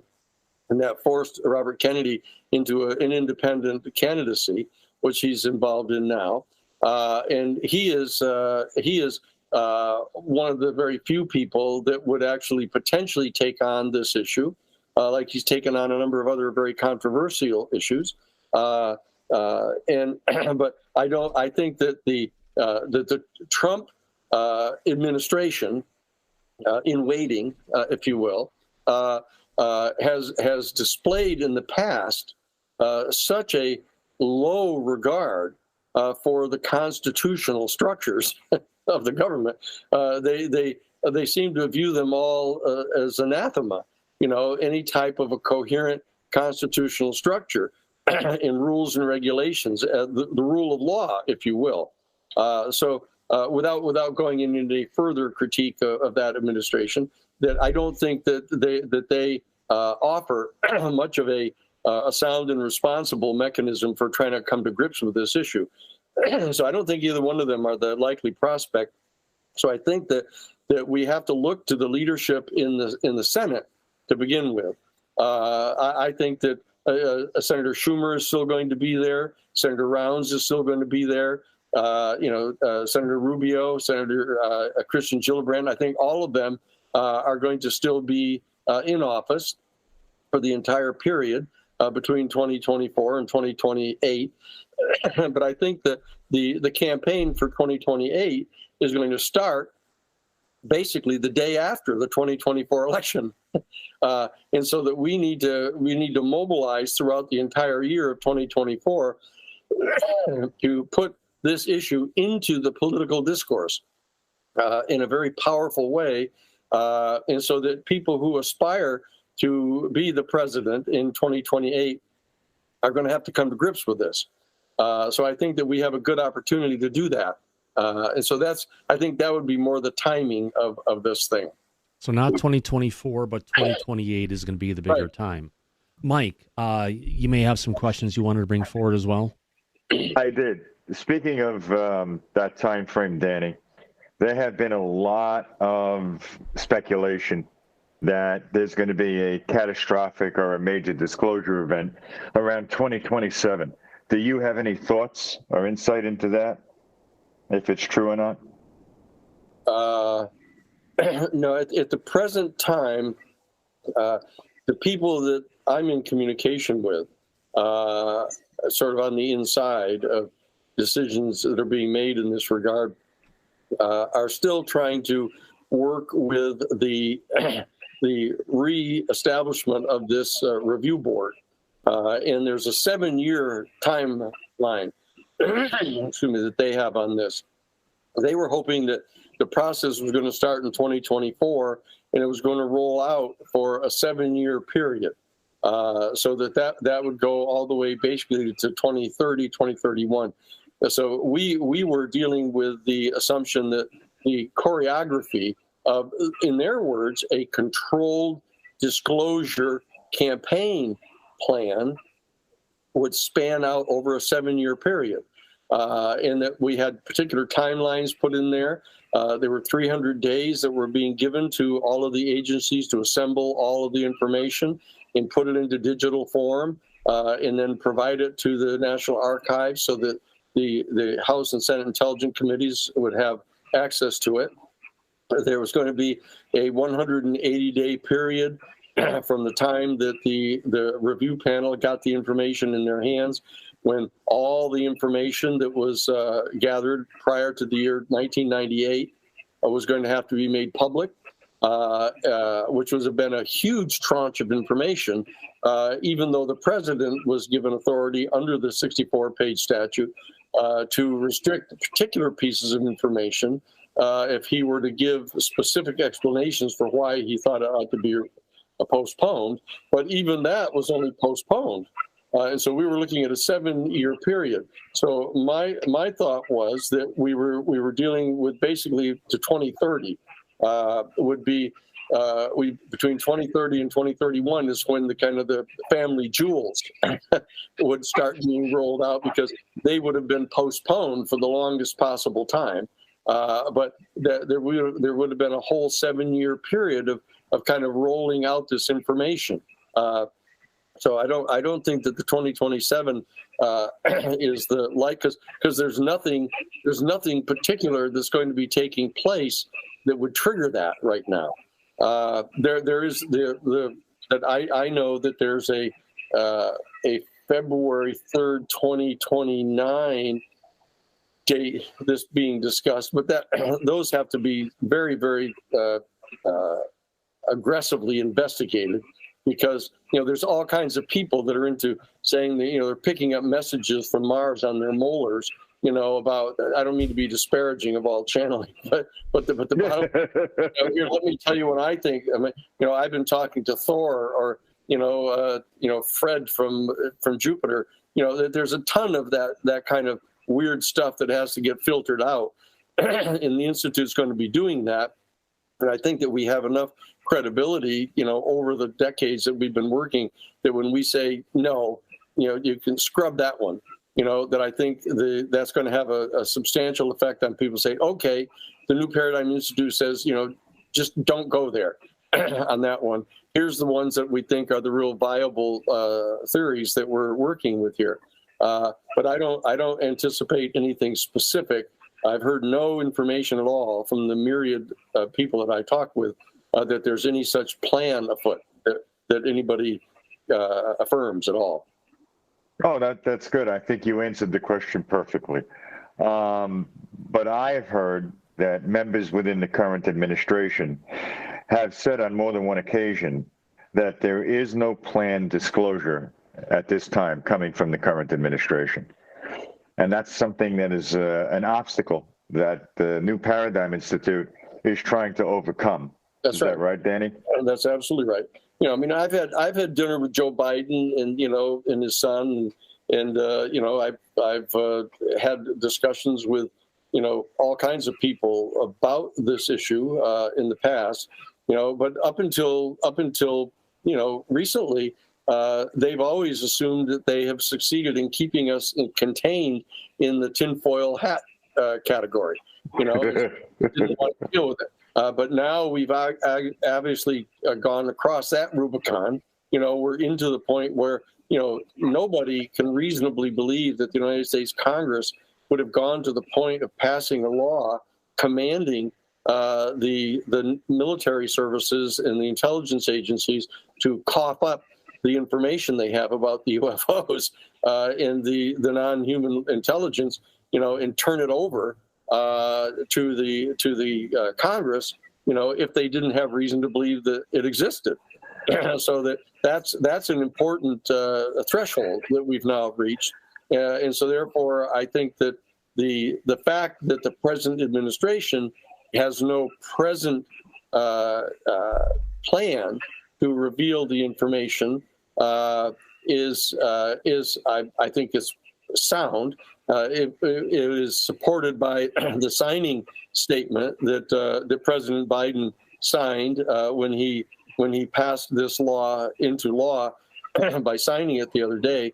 He attached a signing statement saying that he was retaining the discretionary authority, which he thinks he has under Article 2 of the Constitution, to make his own decision as to whether or not they're going to continue engaging in any of the activity attempting to back engineer this technology, that he's going to exercise his own discretion about whether he'll respond to the command that's in the statute, that the Congress be briefed, that the chairman of the House and Senate Intelligence Committee and the leadership of the House and Senate, the Gang of Eight, they called them, would need to be briefed on any such activities. He has reserved his right to decide whether he's going to abide by that or not.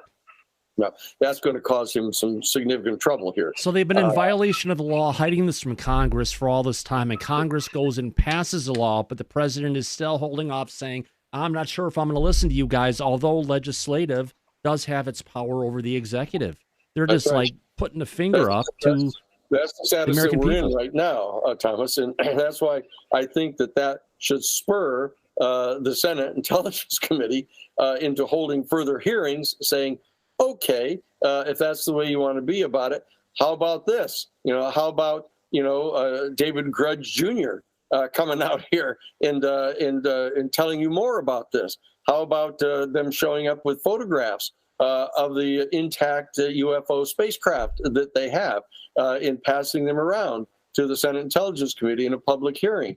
There are all kinds of options that we have here, and that if we mobilize our citizenry adequately and bring them to focus, I think through the New Paradigm Institute, who they know about on the Hill, and they know who we are, and that when we come forward with this kind of citizen pressure, I think that they're going to view that as putting adequate wind under their wings to be able to hold action to hold public hearings like that, so that that they will see that we are mobilizing people to take action directly, not just to talk about it, even though there needs to be talked about, in holding classes on it and teaching people about it in an academic setting. All of that's important, as well as people participate. One of the things that people can volunteer for in this whole program that we're talking about is part of the diplomatic corps that we're going to be training up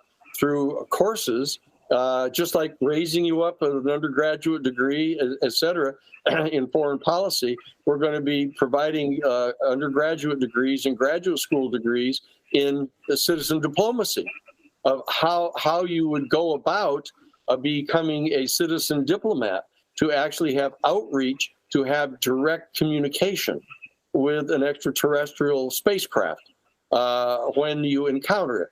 Dr. John Mack and I were involved in that way back in 1994. As people may well know, I served as the attorney for Dr. John Mack at Harvard University when he was dragged up in front of a faculty committee at Harvard for writing a major book about the UFO phenomenon in extraterrestrial intelligence. And we were in the process at that time of helping to train people who were repeated contactees with a system we call holotropic breathing, which is a systematic deep breathing set of exercises that can enable them to remain calm when this event starts to happen again to them. What we discovered is that there were a lot of very, very credible sources who had not just one or two of these contact experiences. You might figure that one would be enough for a whole lifetime, but there were people who would have repeated abduction experiences. And when we sorted out and found a number of these people whom we deemed to be credible through his they called it the peer group. It was the Project for Extraordinary Experience Research that we had in Cambridge. That what we did is we trained some of these people through the holotropic breathing experience, so that the next time when any of these little buddies showed up, they, instead of throwing things at them, as this one woman did, Karen, she used to throw things at them because she was trying to keep them being abducted. But that we got her to be real calm and do the deep breathing exercises, and she ended up being able to communicate with them. And it opened up an entire avenue of diplomatic communications with them, direct diplomatic communications, citizen diplomacy. This is something that we succeeded in doing from the Jesuit headquarters back between 1975 and 85. That, as I mentioned, we actually sent Dr. James Garrison to Russia, who actually had direct face-to-face communications with President Gorbachev, and was instrumental in getting President Gorbachev to agree to step back out of the Cold War. So we've been experienced at this diplomatic, direct citizen diplomacy activity, and we know protocols pursuant to which people can substantially increase the probability of themselves having a direct physical encounter with an extraterrestrial spacecraft if they encounter it. And I mean, as strange as that sounds, it sounds less strange now than it did 5 years ago. So that's true. So I think the training of a citizens diplomatic corps is part of the work we're going to be doing at the New Paradigm Institute, and people can volunteer for that and take the courses that we're going to be offering for full undergraduate BA credit, fully accredited university, and graduate school training on this. And then even if that takes 4 years or 5 years, that if they were looking at a 7-year period for rolling out this information pursuant to a controlled disclosure campaign plan, we might just as well formulate that plan now. If the House of Representatives chairman of the Intelligence Committee stopped us from getting it done officially, we can do it through the citizen action. And that's what we intend to do. No, I understand, and I think it's a very good plan. My question to you is, since you've had conversations with Joe Biden, if he's not choosing to be a proactive president, with the whistleblowers that are due to come out in 2024, he may not have much of a choice at that point, with the degree and level of authenticity and information that will be made public in this upcoming year, do you feel that it might push him into being reactive to this at that point and dealing with it accordingly? In your opinion, Danny? Yeah, I would assume that once the decision is made to have public hearings through the Senate Intelligence Committee, that Senator Schumer, as the majority leader in the Senate, is going to be joining with the leadership over in the House to visit with President Biden and say, look, we have the following witnesses that are in the process of, we're getting ready to bring them forward publicly to testify. And you can, either participate in this and garner the credit for it to the executive branch, not thinking in terms of political parties here, but if you want to get credit for the executive branch having agreed to participate in this process, you can cooperate. If you don't want to do that, we're going to do this anyhow. Because you've attached this signing statement to the bill that we got passed and are indicating that you're going to be exercising your discretion pursuant to your own best judgments. And we're asking you to exercise that discretion in favor of supporting this public testimony. If you don't, then we're going to go forward and do it anyhow. And that's what we're hoping we're going to be able to get Senator Schumer to do in conjunction with Senator Rounds and Senator Rubio and the senator from New York too. We're going to try to put all of those people together in a coalition and bring people over from the House side to join in the coalition, even if we have to have a group that goes and sits down with the president from both the House and the Senate and not so much confront him, but offer him the opportunity to participate in that. And I mean, it would be ideal if we could have all the candidates for the presidency come forward and participate together in that process, but that may be asking a little too much. No, I understand. But the other senator that you mentioned was Senator Kirsten Gillibrand, who initially on this subject was a firebrand, but she seems to have reversed her position to a degree, or at least gotten very silent on it. Have you heard anything from within Washington about the reasoning behind that? Well, once a decision is made by the House and Senate collectively to only pass 24 pages of the bill rather than all 64, all the people that are experienced political activists there are going to adjust to that and say, okay, that's where we are right now. We now need to regather over on the Senate side and come to some sort of a consensus as to what we're going to do to move forward, to take steps. I know it could have been appropriate for her to have been involved in the colloquy that took place between Senator Schumer and Senator Rounds subsequent to the passage of the statute, calling for further action. They didn't have everybody involved in a round-robin discussion, but I think that the statements that were made by Senator Schumer and Senator Rounds spoke on behalf of both political parties in the Senate. So I think that they're all going to be involved in moving forward with hearings. And as I say, I think they're going to reach out to invite President Biden to participate in that if he chooses to do so.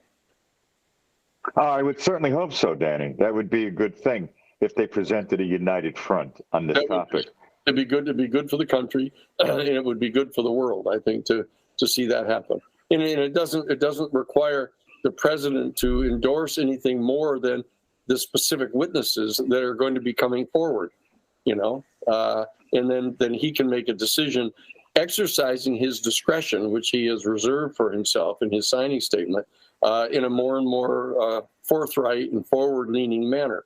Yeah, that would apply pressure to the other candidates to come forward and try to match that, which we're all going to be perfectly willing to support. I would love to have this thing become a bipartisan issue that it really is all throughout the presidential election season, because it's also going to entail senators. A third of all the Senate is going to be up for election, and every single one of the 435 congressional seats, the House seats, are all up for re-election. And so that one of the things that we're going to be exploring in this next year is making this information available to all of the candidates for public office, and see who among them all wish to make this an issue. We'll see. That would be good if this was a campaign issue for the presidential election. I think it would filter down to the congressional seats as well and the Senate. So, yeah, it would become more publicly known. I remember you were present for the David Grush testimony July 26th at the House Oversight Committee hearing. And one of the statements that you made was, this is just the tip of the iceberg. There are more witnesses to come forward with much more explosive information. So moving forward in 2024, do you still feel we're on track for that? Yes, I do. I do believe that. Yes. In fact, I more than believe it. Right. I'm sure of it. Yes. Yes, you are. Well, because I remember you were mentioning one of them at that time was also Colonel Colnell, who unfortunately withdrew. He was originally going to testify with David Grush to support his testimony, but then was pushed back by the Department of Defense and withdrew his testimony at that time.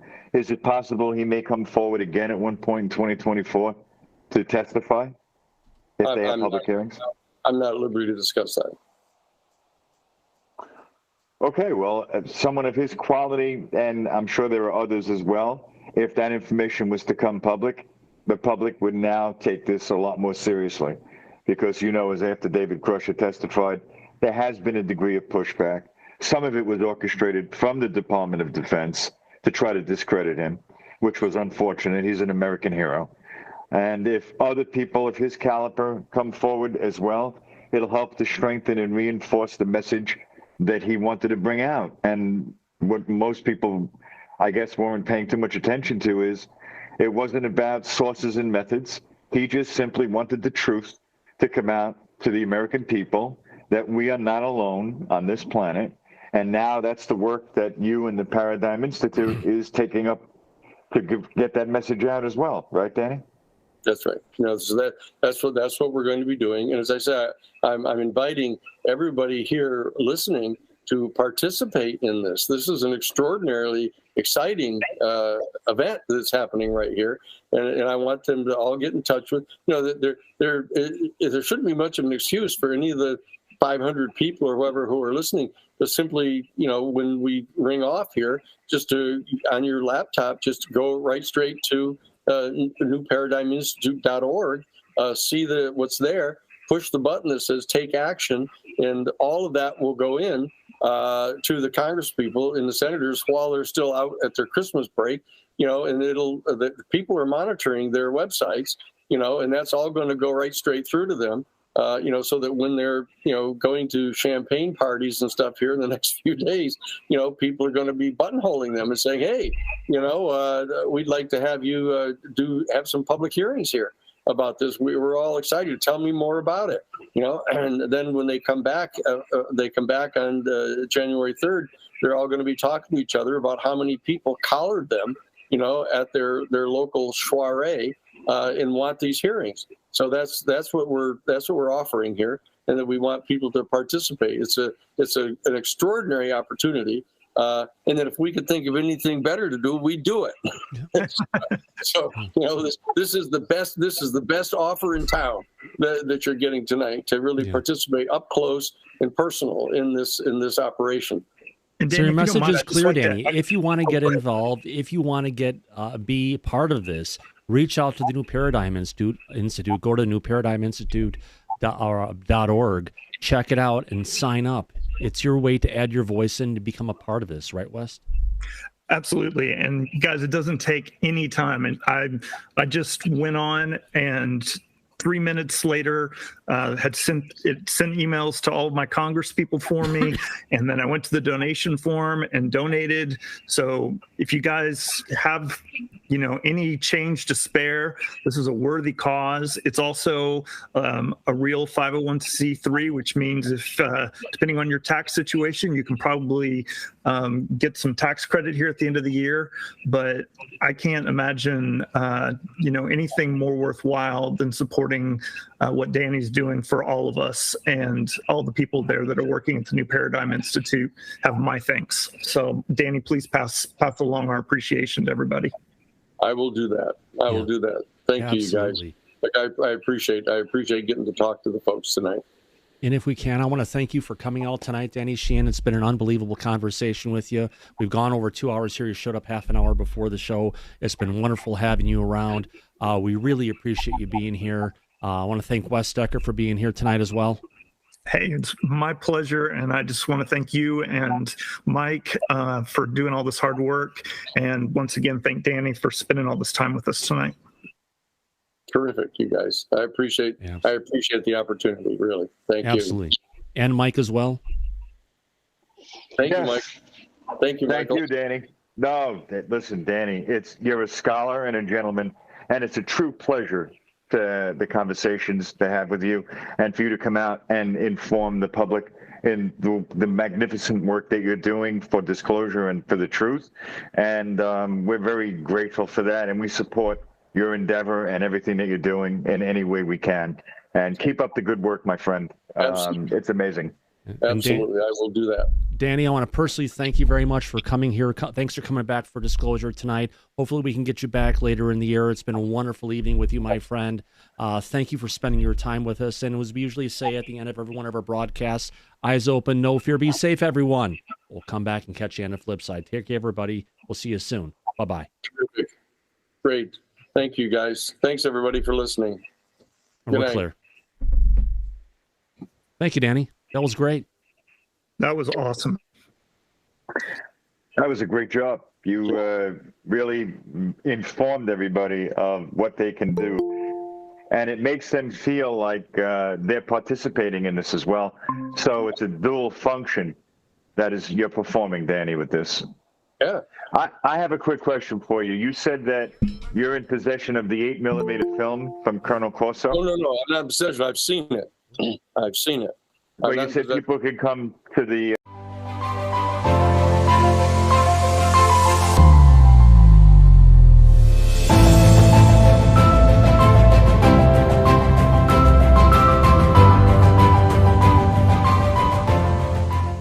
Hello, Dr. Greer. Welcome. And I hope you had a great holiday with your family. Hello, Pat, and thank you. And I hope you did also. And everyone, happy New Year and holidays. Hope everyone has a great 2024. It's going to be interesting, as they say. I think a lot of big changes in the next 12 months. It would probably be better to say that, buckle up. Buckle up. Yes, indeed. Here we go. Okay. So I think that this year-end disclosure update that we're going to do here really will help to answer the many, many questions that people have about the NDAA, what has happened with it. And I think they'd love to hear your own opinion on some of the interviews and some of the news that has come out in mainstream media.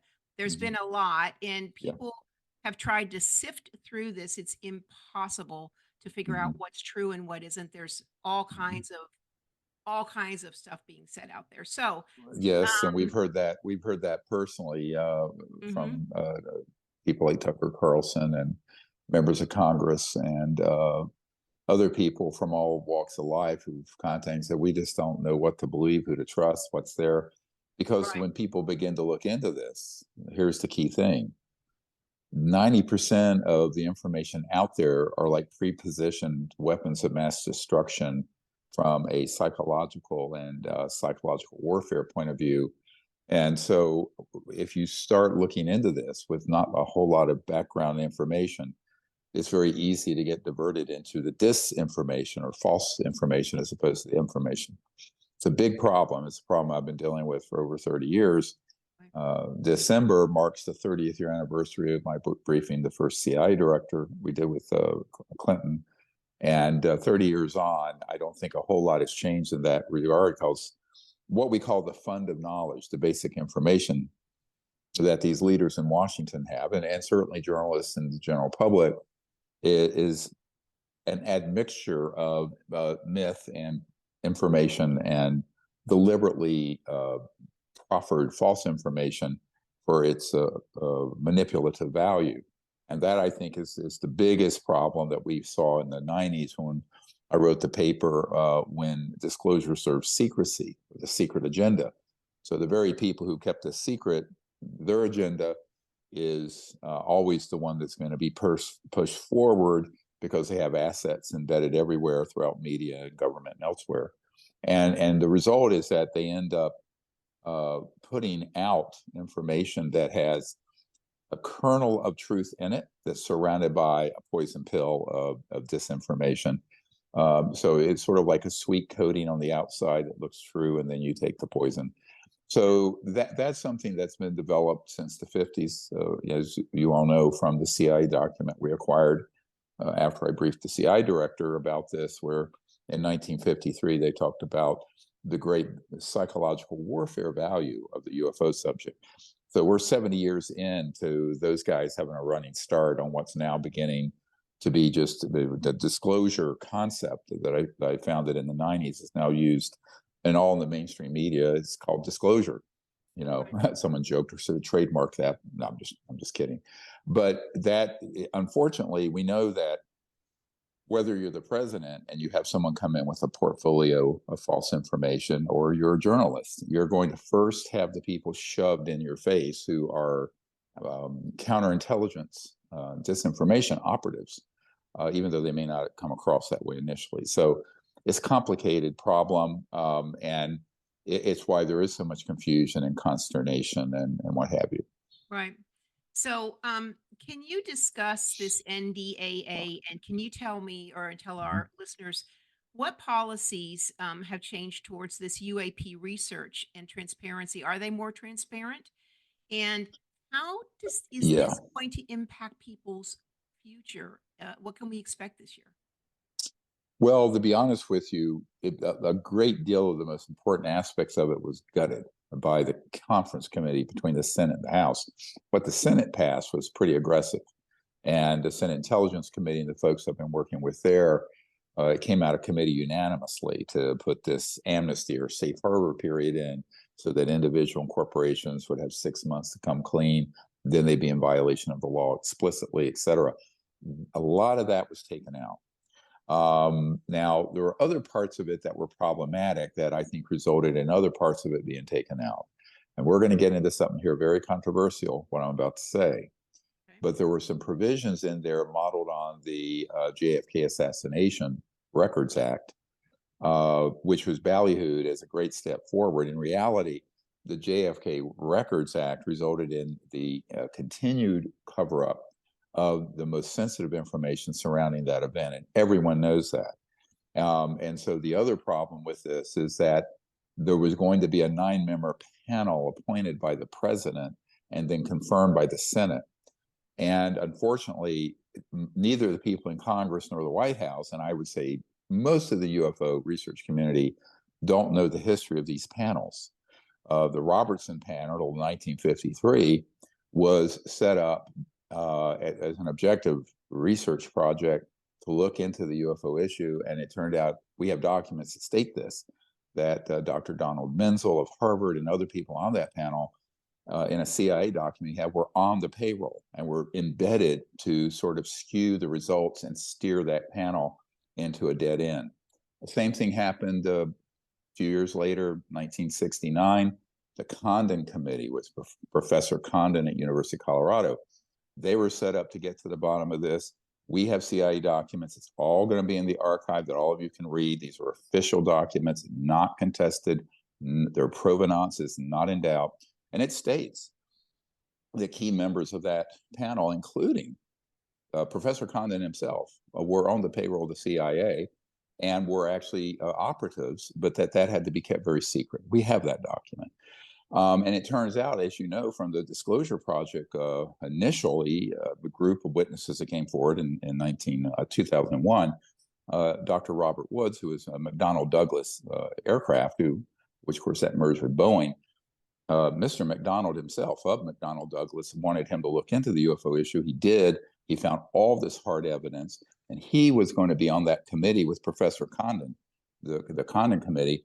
And Professor Condon went to Mr. McDonald and told him to fire him, and he was kicked off that committee because he had actual evidence as opposed to the myth and the cover-up.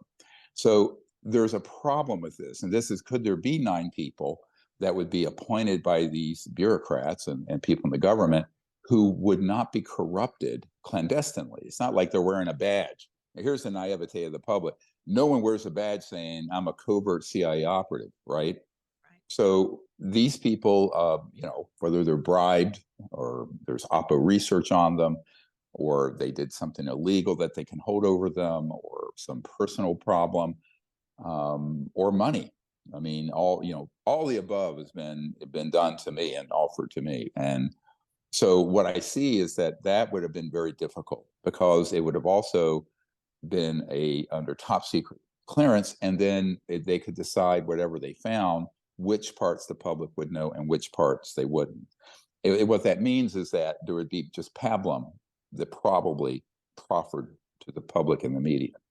Now, some people have said I'm working with in the Senate that's a rather cynical view, but I think it's because it's not cynical, it's realistic if you know the history. So if you don't know the history, you're going to repeat it. And unfortunately, the members of Congress who conceived of that, I don't think know this 70-year history of how this has been covered up, what the mechanisms are, and how those efforts have been corrupted. Therefore, the real action needs to be, and this is what we've been saying for 30 years, is an open, not classified hearings in the Senate and House, and a true investigation. Now, I will tell you, having worked for years now, very intimately with the most senior people in the House and the Senate, particularly the last 2 years, there's no real investigation going on because they haven't staffed that up yet. And when I first met with the senior officials on the Senate Intelligence Committee a couple years ago, the plan was they were going to put on a group with about 30 investigators to get to the bottom of this. And that funding and that process never began. They opened the AARO office, AARO, at the Pentagon.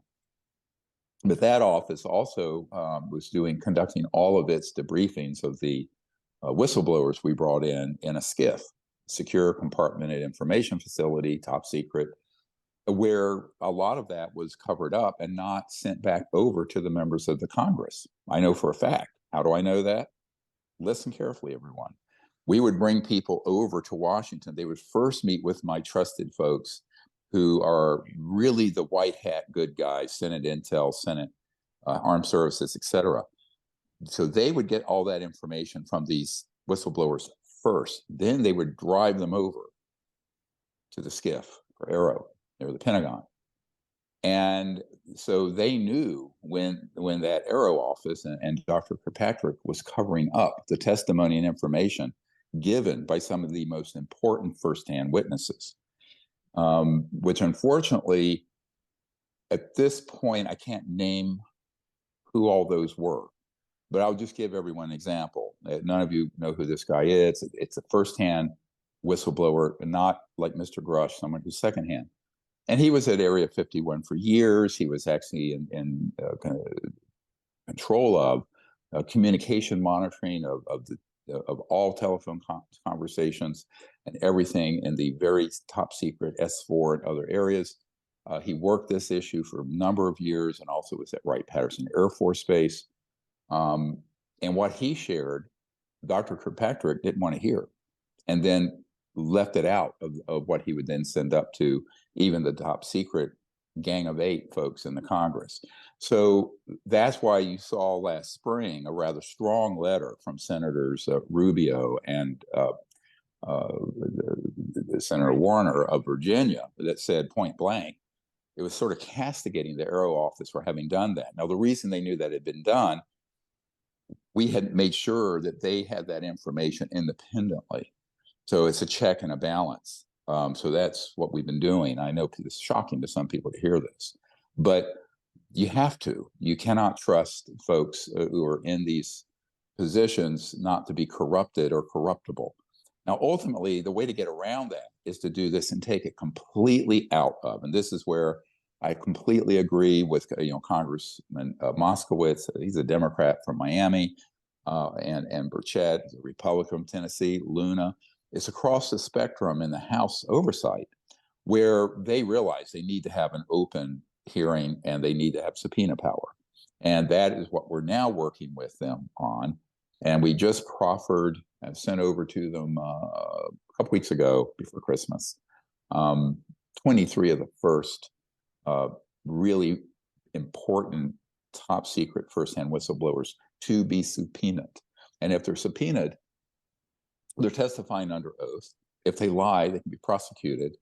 And it gives them cover, more importantly. Most of them want to be sure they're giving cover and protection for coming forward. 2 weeks ago, we had a brand new Lieutenant Colonel Air Force retired who was at a very important Air Force base and dealt directly with the pilots and the aircraft that are the man-made UFOs that, of course, right now you have an army of ufologists going up there telling people that didn't exist, right? That's the biggest part of the cover-up. Heads up, everyone. It's not about the extraterrestrials, aliens. It's about what we have. Because those technologies disclosed would terminate the oil industry and the central utilities and all of that. It's hundreds of trillions of dollars. So I think that one of the problems is being sure that the people who are firsthand get subpoenaed and it's the correct people. But then there's another level, and that is what we've been spending a lot of time on behind the scenes is, and I'm not going to say who I'm doing this with, but like when there have been some of the earlier hearings, they'll contact me and ask me what questions to ask. The big problem, because I've been doing this now for 30 some years and have debriefed over 1,000, literally over 1,000 whistleblowers. You have to know enough to ask a follow-on to the follow-on to the follow-on question. It was complicated. In other words, you need to have a certain level of knowledge to even know what the next question would be, to be frank. I want to get into the weeds too far with this, but that's why there's a huge educational learning curve for members of Congress or White House who are incredibly busy with a million things, the Middle East blowing up, China, Russia, Ukraine, blah, blah, blah, the economy. And so to get them up to date and up to speed correctly with information and not false information, very difficult to do and very time consuming. That's behind. I'm giving people a glimpse behind the scenes of what we're trying to do and have been doing rather successfully, but it's a slow going, of course. Now, the other thing that's happened in 2024 towards the very end of the year, there were I'm sorry? You mean 2023? 2023, yes. I'm getting ahead of myself a year.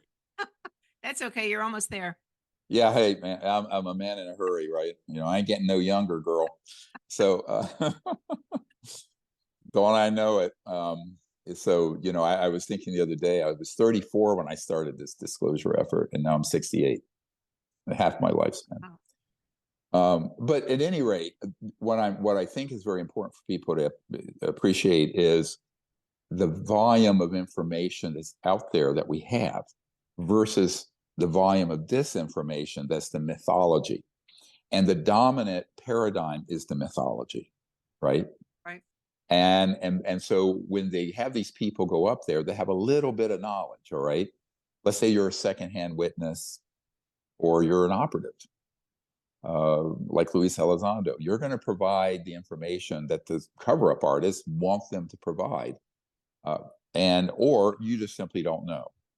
And you find it unbelievable. And this is why some of the pilots, like David Fravor, whom I've spoken with, very sincerely believe that those objects he chased had to be from another dimension, another world, another planet, whatever, and that we couldn't possibly have something like that. And yet we have knowledge and proof that those were in fact from the Lockheed Skunk Works. Now, another update, in late September, I was taken by a classified helicopter and a very high-ranking person inside the secret deep black government programs to 2 black sites out west.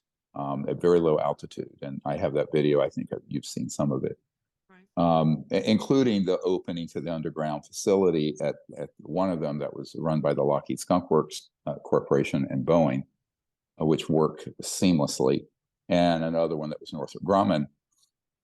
And it's a site that I know the most senior people in the Congress that we've handed this over to subsequent to this, and we have, had no idea existed. They didn't know the sites existed. They didn't know what was underground there.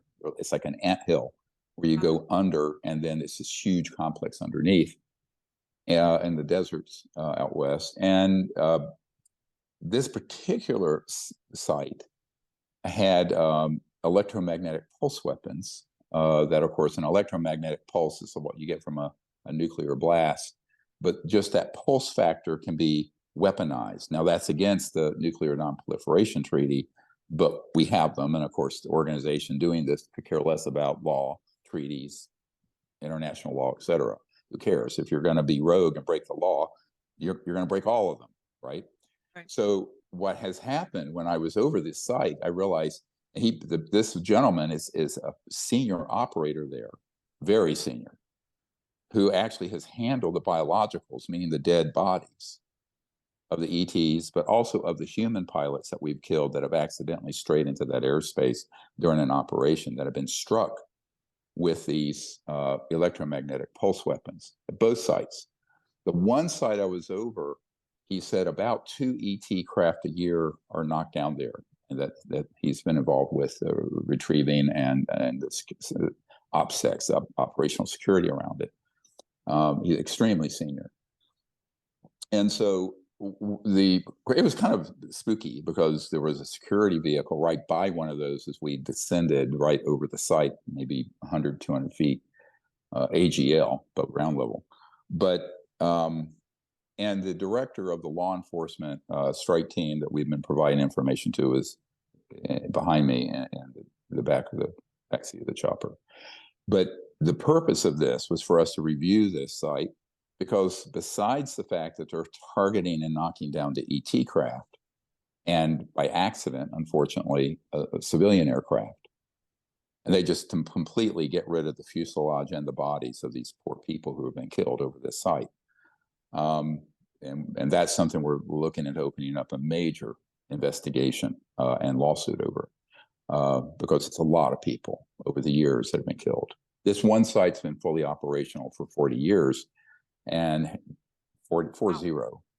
And yeah, 40, and have on average killed about 2 ET craft and retrieved those victims during that period. So that's 80 crash retrievals just at one site.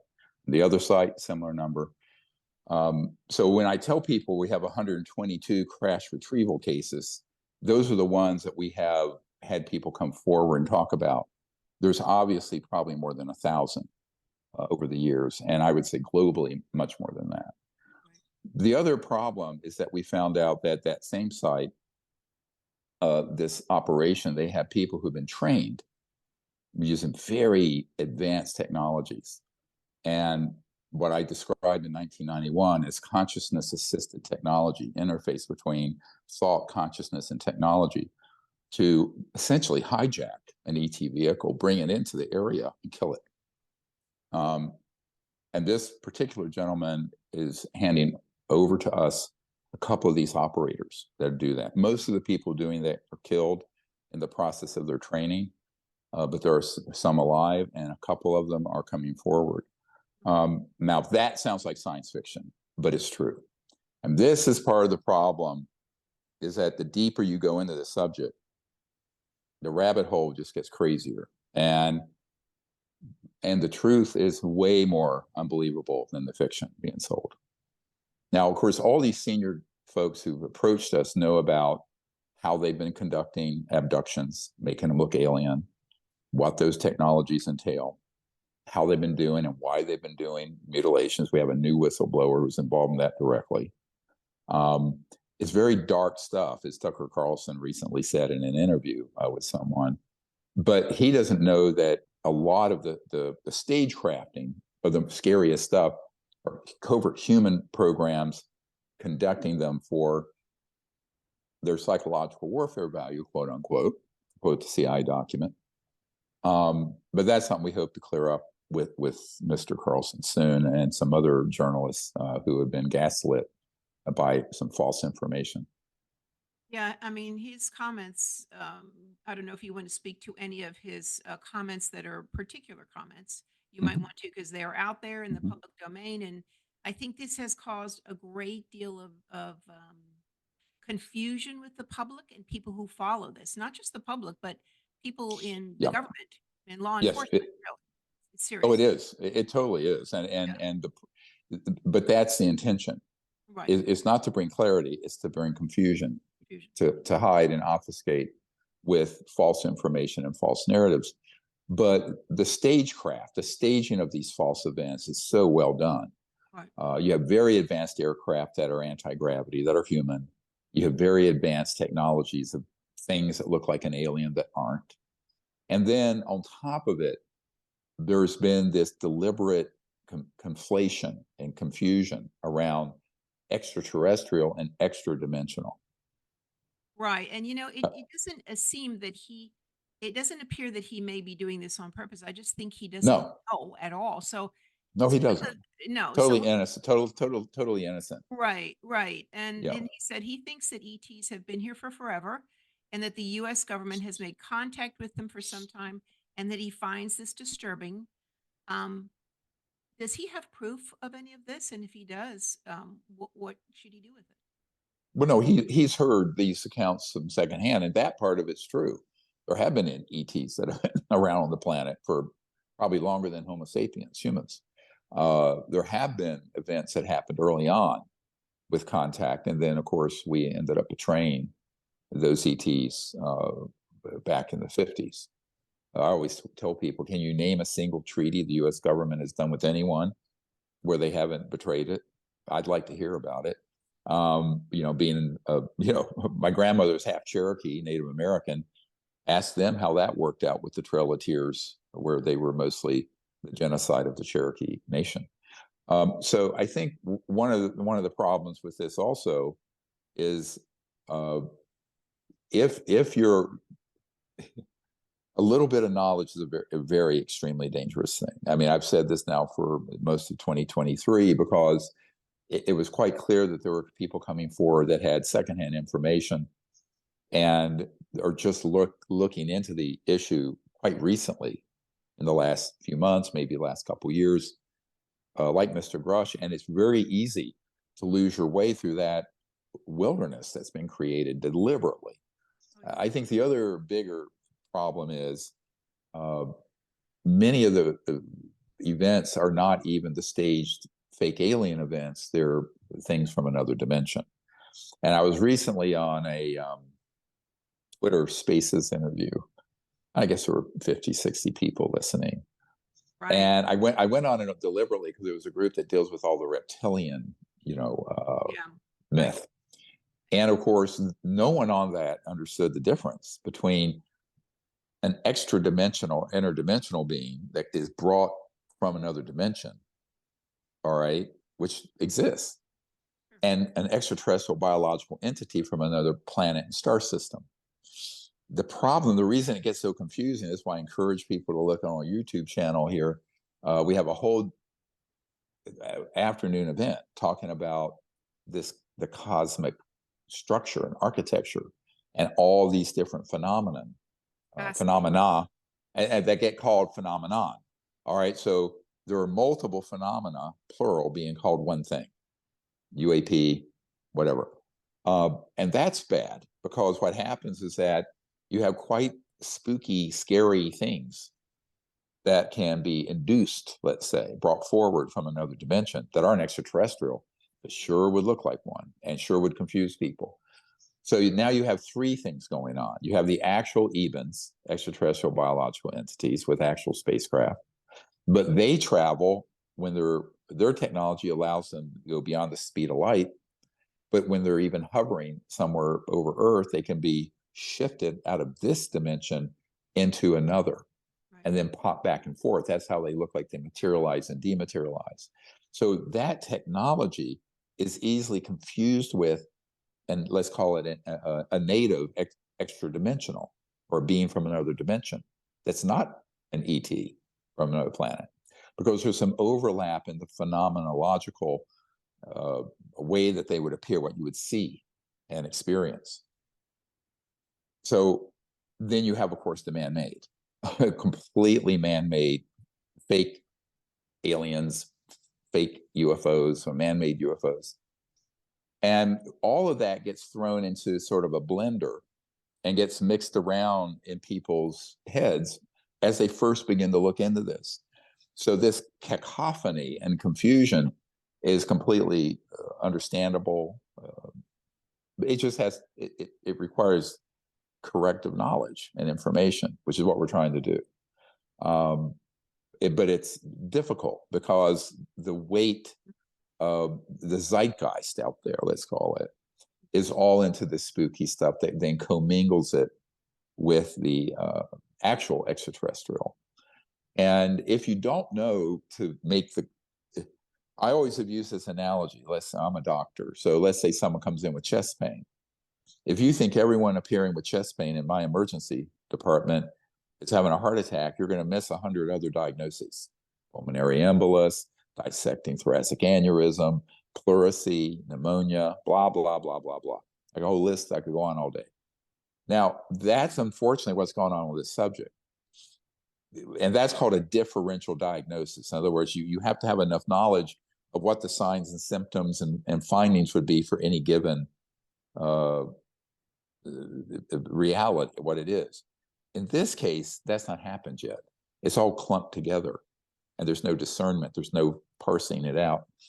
And that makes it very easy then to gaslight and confuse people with scary narratives, where you can confuse the ET issue and the, let's call it, the native extraterrestrial craft and people with the man-made ones that are staged with the extra-dimensional, interdimensional phenomenon, which is also very real, by the way, absolutely real. And so that's the biggest crux of the confusion that people like Mr. Carlson or these senators and congressmen run into. And then they throw their hands up and go, we don't know what to believe. We don't know who to believe. And it becomes very difficult at that point, because you have to spend a great deal of time to go through the data and learn basically a new paradigm of understanding the cosmos, dealing with dimensions, other worlds, and the big paradigm buster is what illegal secret government programs have. And this is greatly underestimated by the UFO subculture, the media, and Congress. Whatever you think we humans have, it's 100 times more unbelievable. And so that creates its own problem, because it means that the ability to false flag, hoax, stage things that to any reasonable person, I'm saying reasonable person, would believe was alien or extraterrestrial, is quite well developed. And that's unfortunately one of the big challenges of the disclosure effort. Yeah, well, they have, I think, we've talked about this before, this idea of dimensionality with different beings and different, Right. like whatever they are. The government, I mean, this illegal black ops also has that capability of dimensional travel, that people would say, oh, no, that can't be real. That sounds like myth or science fiction. But as we all know, this is real. Well, I've dealt with at least 3, maybe 4 separate covert technology teams that have had very high voltage toroidal donut-shaped systems that at certain frequencies will bring into this dimension, 3D, some really scary thing like a demon or something terrifying from another dimension, extra dimensional. It's not extraterrestrial. And so this gets into a very, big problem, where we have a big catching up to do in our basic understanding of the architecture of the cosmos, what I call the new cosmology. And that's why in, I believe, 1990 or 91, I wrote a paper called ETs and the New Cosmology. How do you understand the ET phenomenon when there are these other things going on, and how do you discern and just make a distinction? Now, 30 some years later, of course, most people haven't read that, but it's controversial. Any new information is always controversial, which I accept. That's fine. I don't have any problem with it. But we're really going to have to focus on that more and more than people would like to, because this simplistic, naive, everything that goes bump in the night is an alien business is that's got to stop pretty quickly. Now, the best way for that to happen, again, two things. Open hearings where people who have knowledge of this are put under oath and subpoena, and they talk about it. All right. And number two, law enforcement going in and seizing those assets that are being used criminally and standing them down.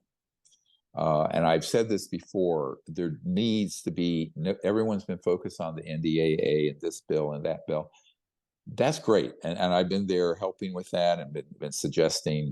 I actually was the first person to suggest to the Senate Intelligence Committee people to put this amnesty provision in back a couple years ago. And initially they didn't want to. And if they did, they thought, well, we'll do 18 months, and they did 6 months. But it didn't come out of committee between the House and the Senate Conference Committee. But maybe it will next year. The point I'm making is all of that process has to go along with people understand what it is that you're trying to investigate. Which phenomenon are you investigating? And so that's where it gets more and more and more complicated for the members. And the only way to clarify it would be to bring forward people who, number one, have dealt with both, or one or the other. Maybe one person dealt with the ET, another person dealt with the man-made, another person dealt with the stagecraft of staging the mutilations and abductions, who come forward, who are whistleblowers. But then the other part, it would be for law enforcement to actually go in and seize these assets because they're just simply enforcing existing law. You don't have to pass a new law.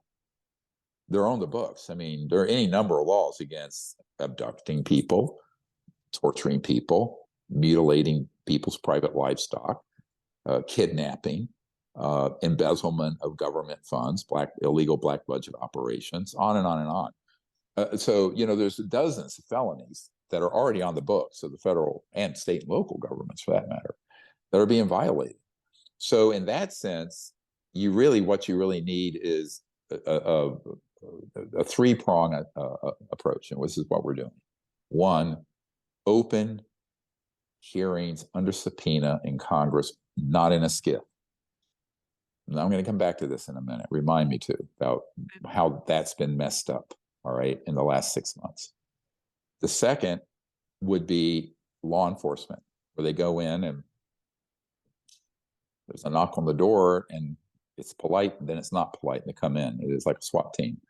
That needs to happen, because otherwise you're not going to be able to get these assets under control, but also to show them to the Congress and the White House and the public, which is the intention of the law enforcement team that we've been having briefings with and giving them the information they need from our archive, from the intelligence collection we have of 147 black sites that we've collected.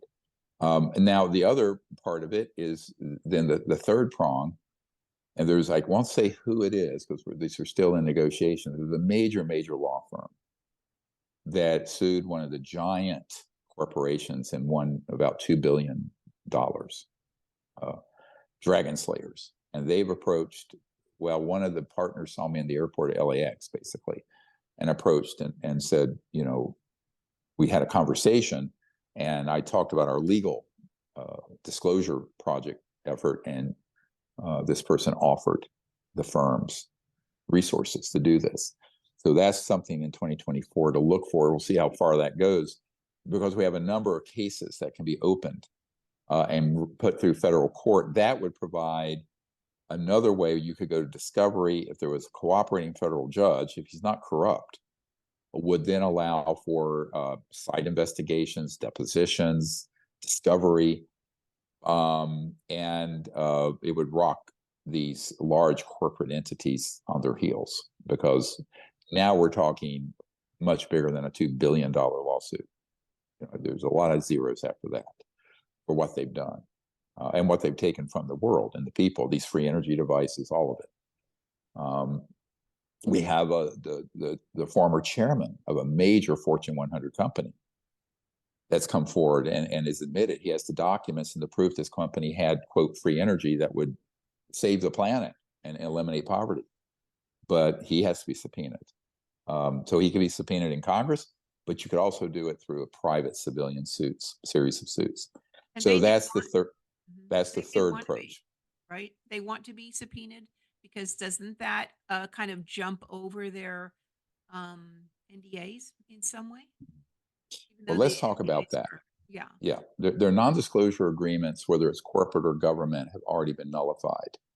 And luckily, there's a man I've been working with for about a year who did not want to come forward unless he spoke in a SCIF, a top secret secure compartment information facility, which is where you exchange top secret code name level information.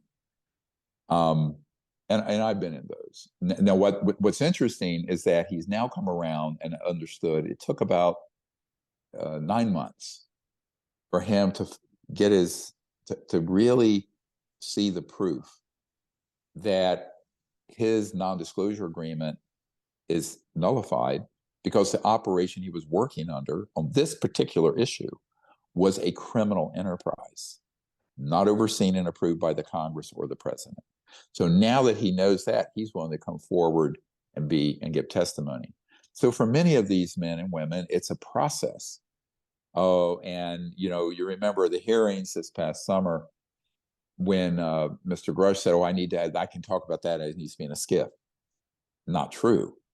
Right. What I'm telling now the members of the House Oversight Committee is that I'm glad you were denied a SCIF, because you should not be conducting this business in a SCIF.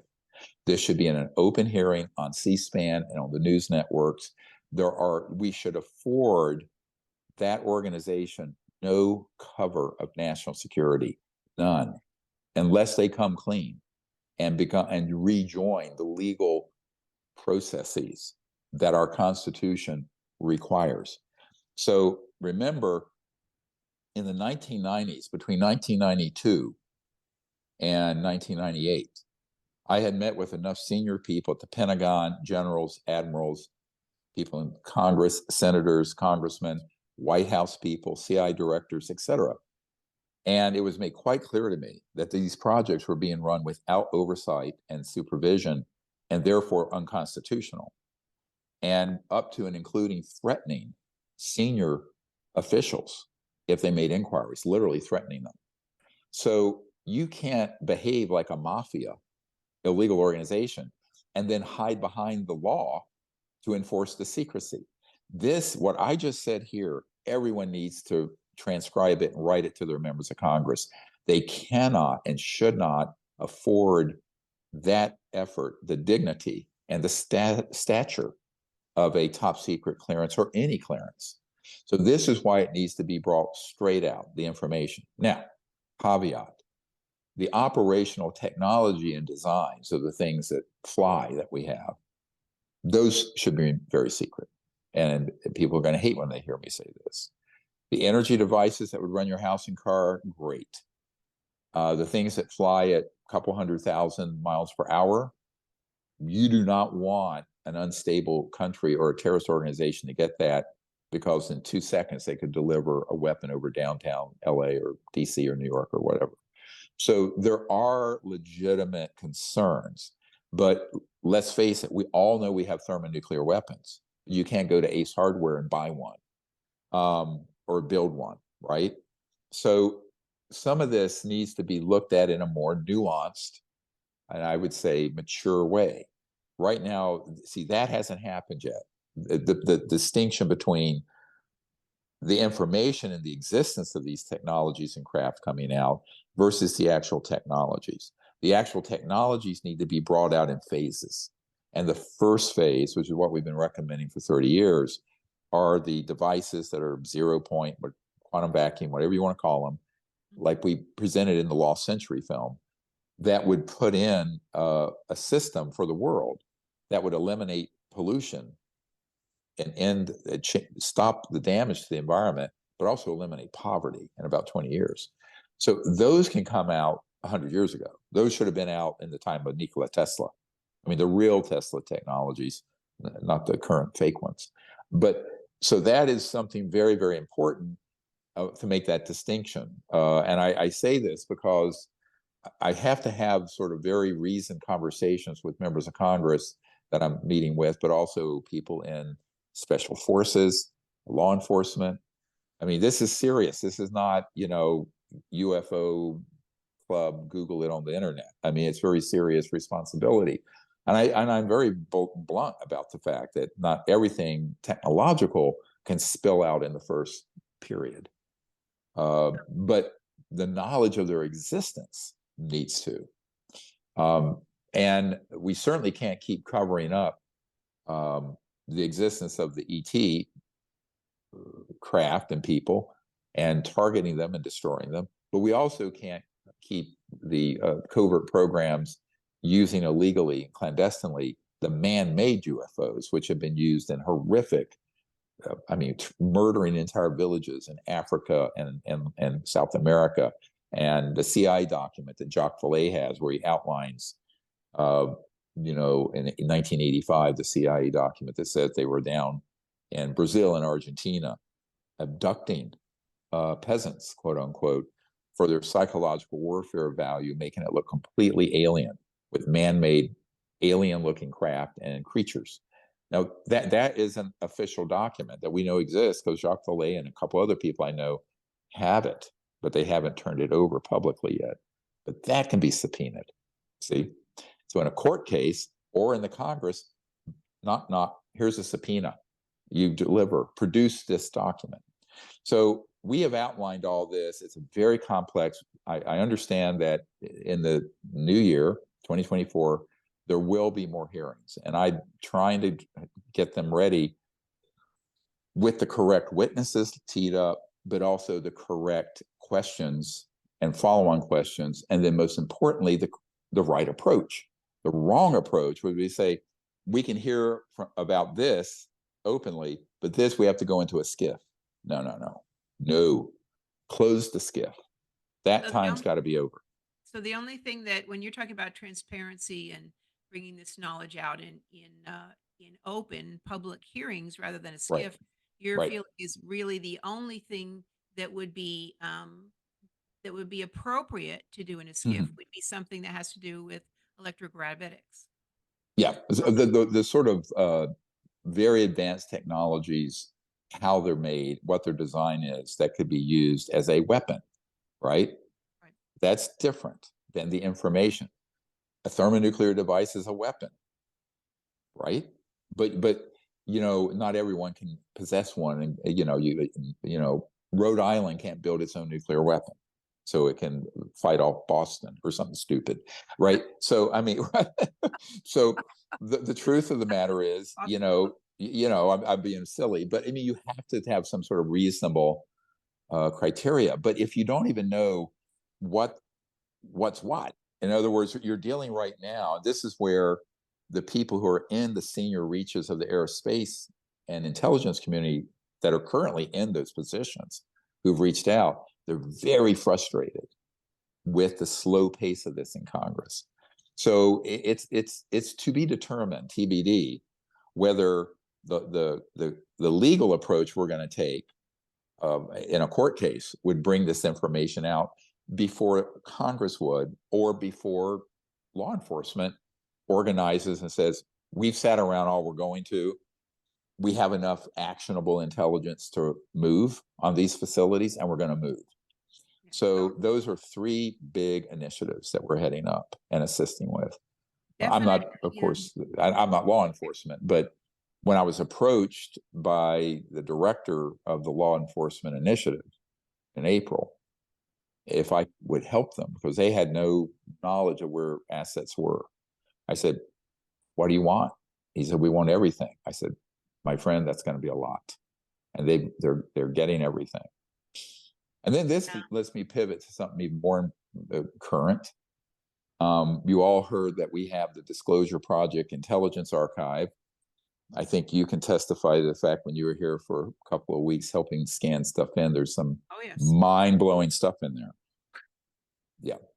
It's I unbelievable. literally had to go outside and take a couple deep breaths a couple of times. I mean, this is going to be where people do need to buckle. But it needs to come out. Yeah. So I'm just giving this as a warning to people listening. This is going to come out early next year.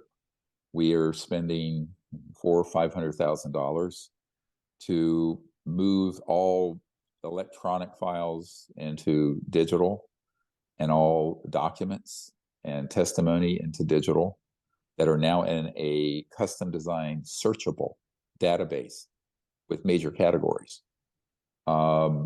We've been able to compress the videos and the audio files through a technology. So instead of it being 50 terabytes, we can keep it under a terabyte. And by doing so, we'll be able to put it and host it so that we wouldn't have to be spending enormous amounts of money so the public could access it. Because as you know, this is a big problem. It's the cost of that. We don't have, the Rockefeller and Ford foundations and the government are not supporting this. This is all our own effort. But it will then have an interface. So if you look at a database that would have all that content you saw, or some of it you saw, there would be an interface between that database that's being custom built to the World Wide Web. And what we need, if there's anyone who can do this in 30 days, is a website developer.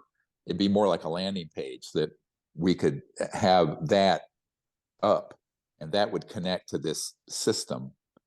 I'm not an internet technology guy, but that would then give free access to the entire archive to 8 billion people on the planet.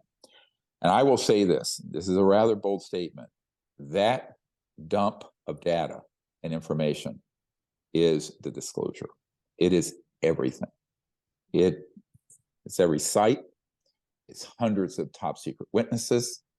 It's hundreds of thousands of pages of government documents and transcripts of testimony and technology and black budget proof. And it's 122 crash retrievals and named people and sites and on and on and on and on and on.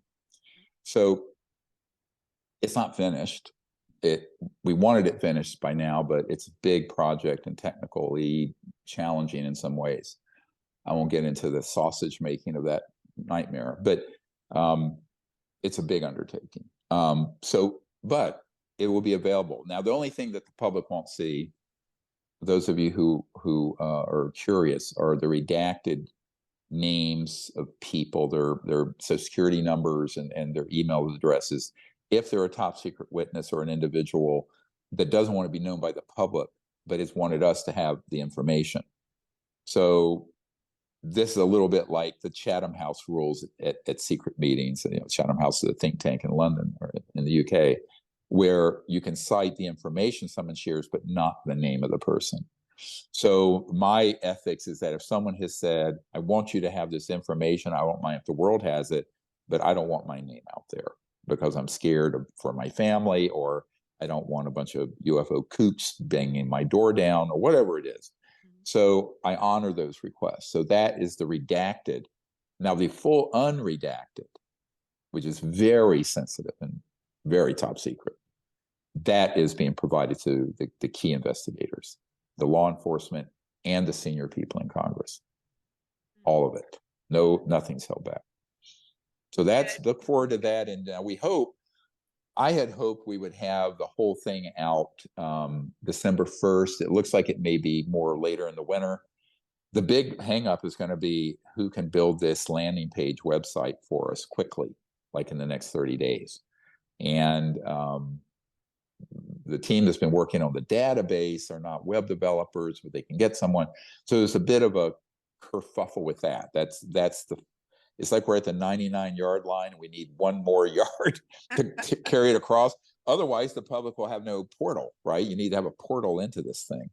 Right. Anyway, so and I don't know the first thing about making a website, and we don't have anyone on our team who does. Nobody knows how to build a website.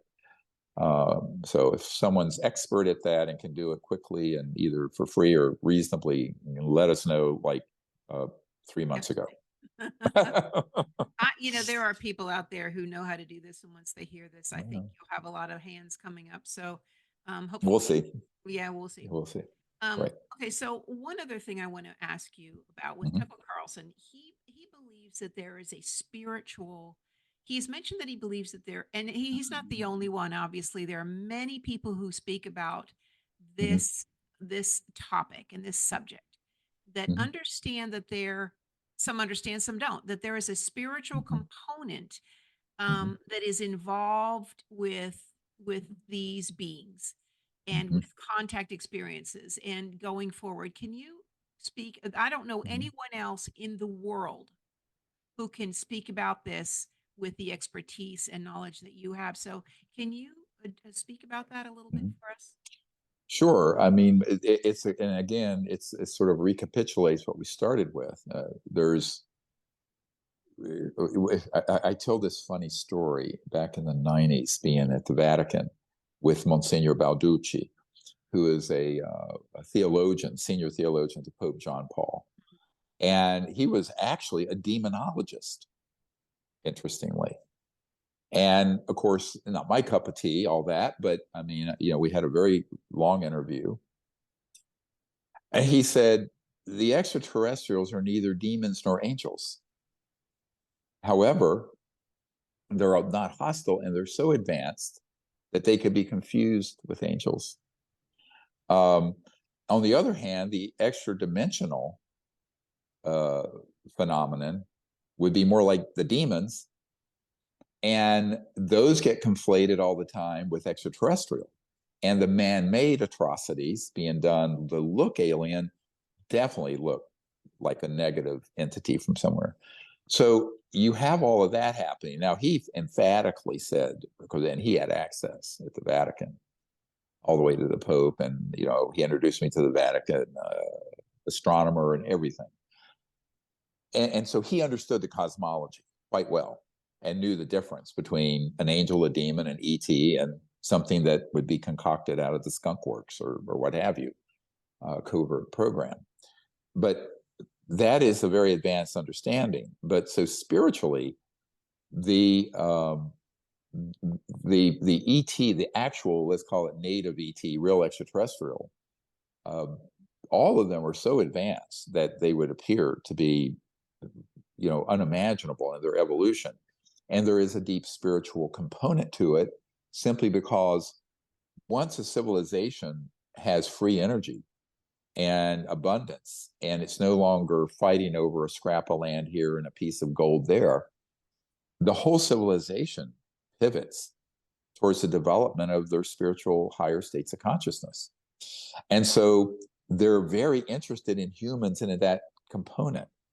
And that's why the Close Encounters of the Fifth Kind, the CE5 Contact, if you get the app CE5 Contact, you'll see it's very rooted in this understanding of consciousness universality and how that operates through not only making contact, but also advanced technologies.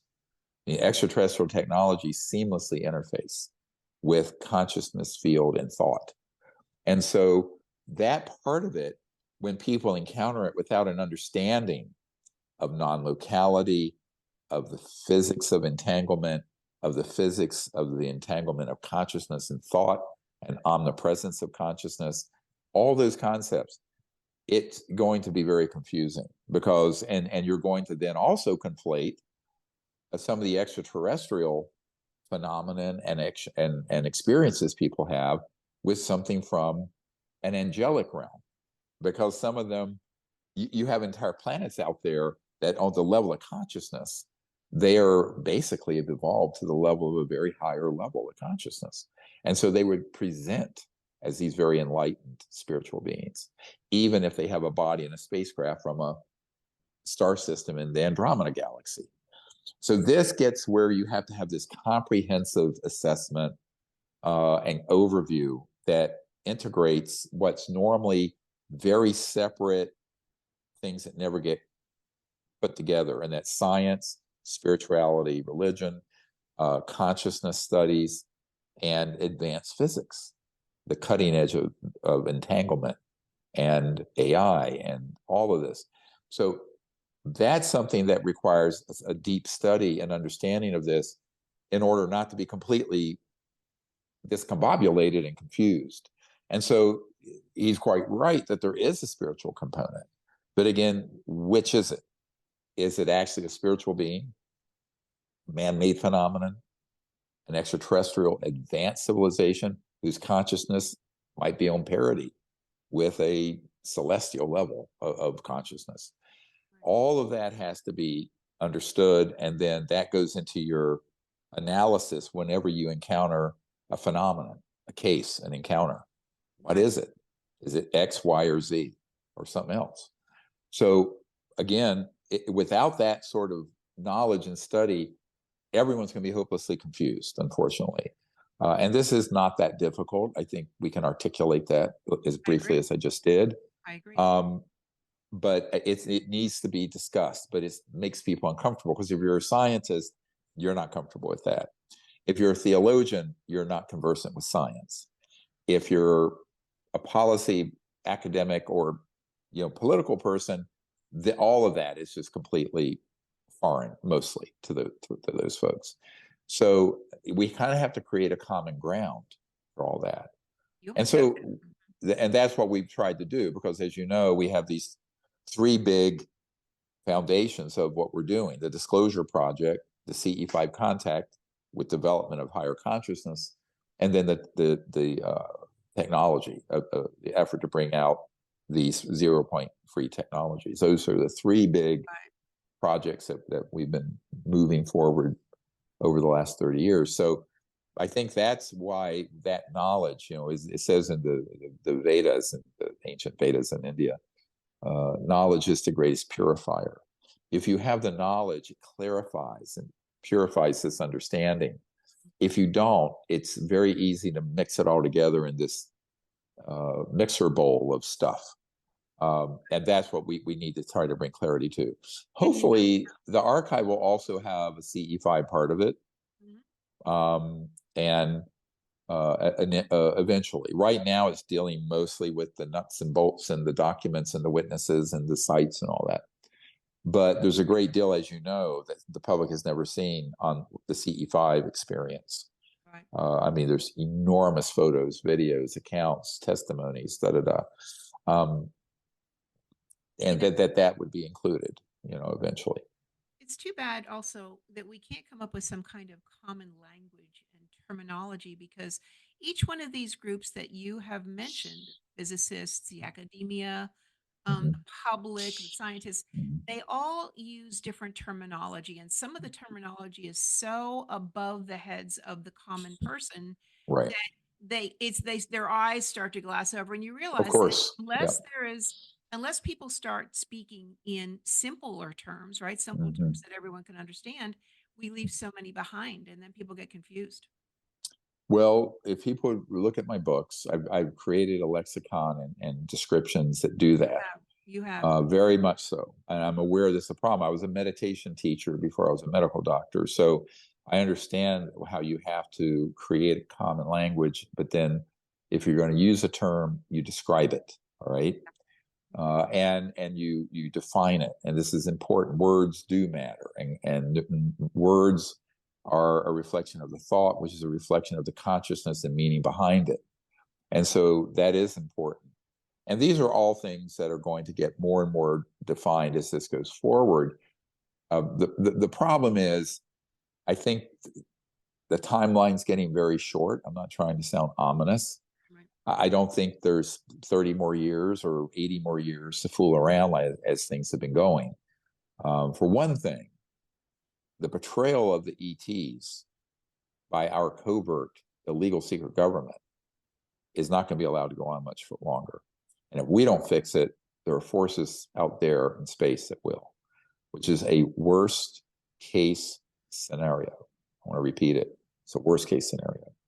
Everyone asks, why don't the ETs just come and fix all this? Oh no, you don't want that under any circumstances. So we need to take the lead. Humans who understand this need to take the lead, and to do that, we need to have certain segments of society get up to speed very quickly, which is one of the reasons for this disclosure project, Intelligence Archive, being online and everyone seeing it, because there it is. I mean, and it is going to be, a lot of it's going to be very shocking to the public. Very. Yeah, it is. If I can be shocked, and I've been involved in this for years, I can tell you that it definitely will be a buckle up journey. That's why I haven't released a lot of it. It's disturbing. I know. The things that these covert programs have done, the murders, the testimony of so many of these whistleblowers that no one has ever seen. And remember, in the archive, you're going to see the redacted, not the people who've come forward that have given us permission to use their name, but the other 650. The names are redacted, but there'll be a little blurb and then a file of what they've written and what notes we've made about what they've shared, right? Now, I know who all those people are, all 755 of them, all right, that are in that list. And you'll see the list. You'll also see all the black sites, the map and the sites, as well as, now, the big job. Now, I just want to warn everyone, this archive is going to be kind of raw data, right? That's searchable. It's a database. What I still have to create is to triage. So let's say you have, I don't know, 200,000 pages of government documents. No one's going to read 200,000 pages of government documents. What we need to do is triage the most important to the least, right? That takes time. Same thing for the crash retrieval cases. Same thing for the witnesses. That there are more important witnesses that dealt over a period of time directly, and there are others who just had an incidental encounter, like the pilots who encountered the Tic Tac, right? That's just a chance encounter versus someone who was read in and worked in an underground base. So the witnesses themselves have to be triaged. And then the crash retrieval cases, as well as the major cases and the radar, all of these categories have to be, and that has not started yet. Right. All right. Just warning everyone. I'm warning. I'm a doctor who always gives full information. I don't hide information. I don't tell you nonsense. So it's going to be put out there at that stage. Now, the bigger part of it after that's done is what I call the briefing modules. How do you make? Okay, and we're going to do something. Heads up, everyone. Get on a list. Contact Pat. We're going to have a select number, maybe 20 people at our retreat center this winter, where all we're going to do is go through all this deep, deep stuff, and I'm going to create the archive modules. And what those briefings are is connecting the dots across all categories of the most important cases that then reach the intelligence assessment. So these would be the most important things in the archive, and they're not even created yet. I've got to create those. But we're going to have a week event to bring in more of that. We already have a few law enforcement and special forces people asked me to create some critical ones, and those will be in there, but redacted heavily because it's extremely sensitive, and frankly, it scare the crap out of everyone who read them. But frankly, but it needs to be done. Otherwise, you have all these huge amount of data that no one's going to be able to sift through without an assessment that connects all those dots. But that's it, the connecting of the dots, and really only I don't know anyone else who can do that but you, to really succinctly connect those dots for people, because that is where the real understanding of this information will come in. So visualize this. You open the archive, there would be the categories, and then there would be sort of an introductory briefing analysis that would connect all the dots within that and triaged, but also connecting to other categories with a hot link, so where it's all interconnected. So that the intricacy And that analysis and that work hasn't started. But we want the public to have the raw data. We've been rushing to get that. And also, I need to get it in this form so that the investigators with the Senate, Intelligence and Armed Services, and the House Oversight Committee would have a tool. So look at what we're doing with this. The DPIA, the Disclosure Project Intelligence Archive, would be like Wikipedia for all things UFO related. It's going to be massive. And we're inviting other people to submit more material. We don't pretend that we have everything on planet Earth by any means, but what we do have, you'll have access to, which no one in the world has ever seen, except a few people who crawled through my archive here at our place. But so that'll be an exciting development. It's an ongoing project, really. So in next month, we're going to launch a crowdfunding site for the Disclosure Project Intelligence Archive.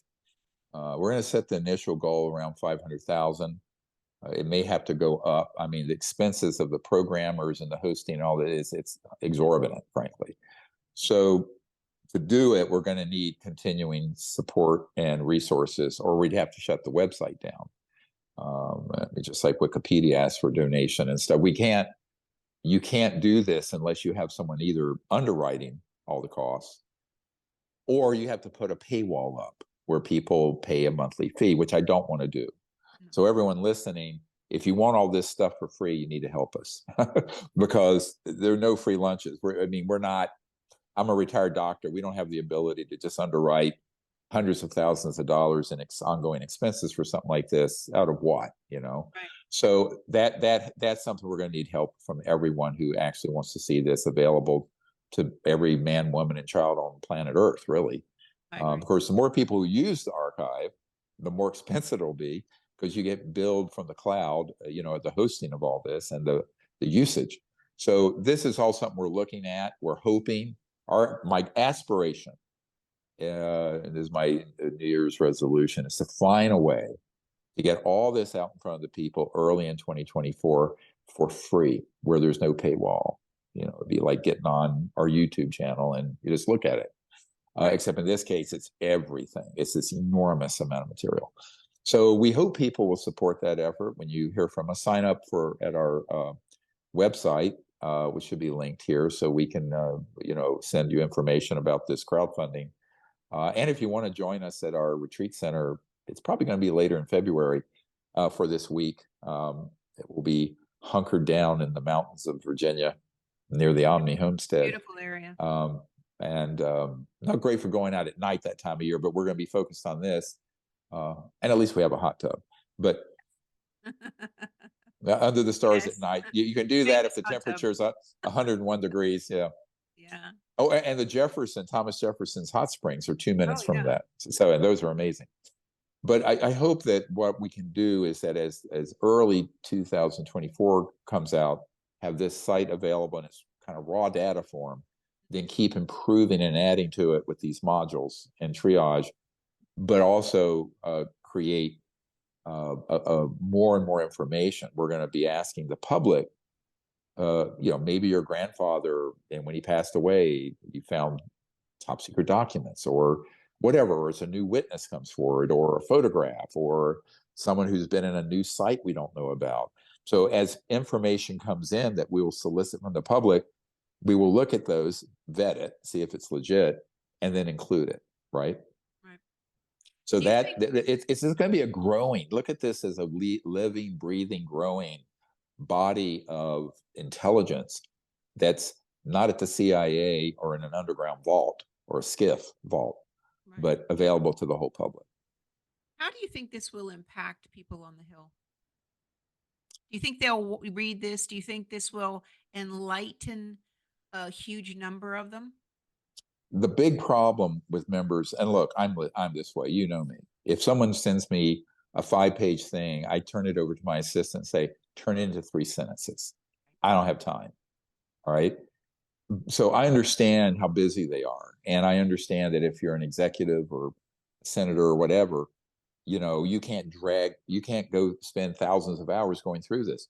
This is why curating the triage and rank ordering which documents, which cases are most important, and creating these briefing modules that tie it together, that they would be able to, that would make it more usable. And for the public and journalists, I've had some big mainstream journalists contact me and say, we'd like to have access to that.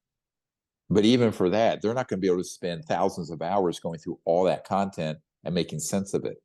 Right. So, you know, it's going to be a process. It's going to be a very heavy lift on my part, frankly, to do that, because that phase of it isn't scanning and programming and putting in categories. But it has to be done. But that's going to be a arduous task that's coming up in 2024. But as we do it, and we'll just keep adding modules.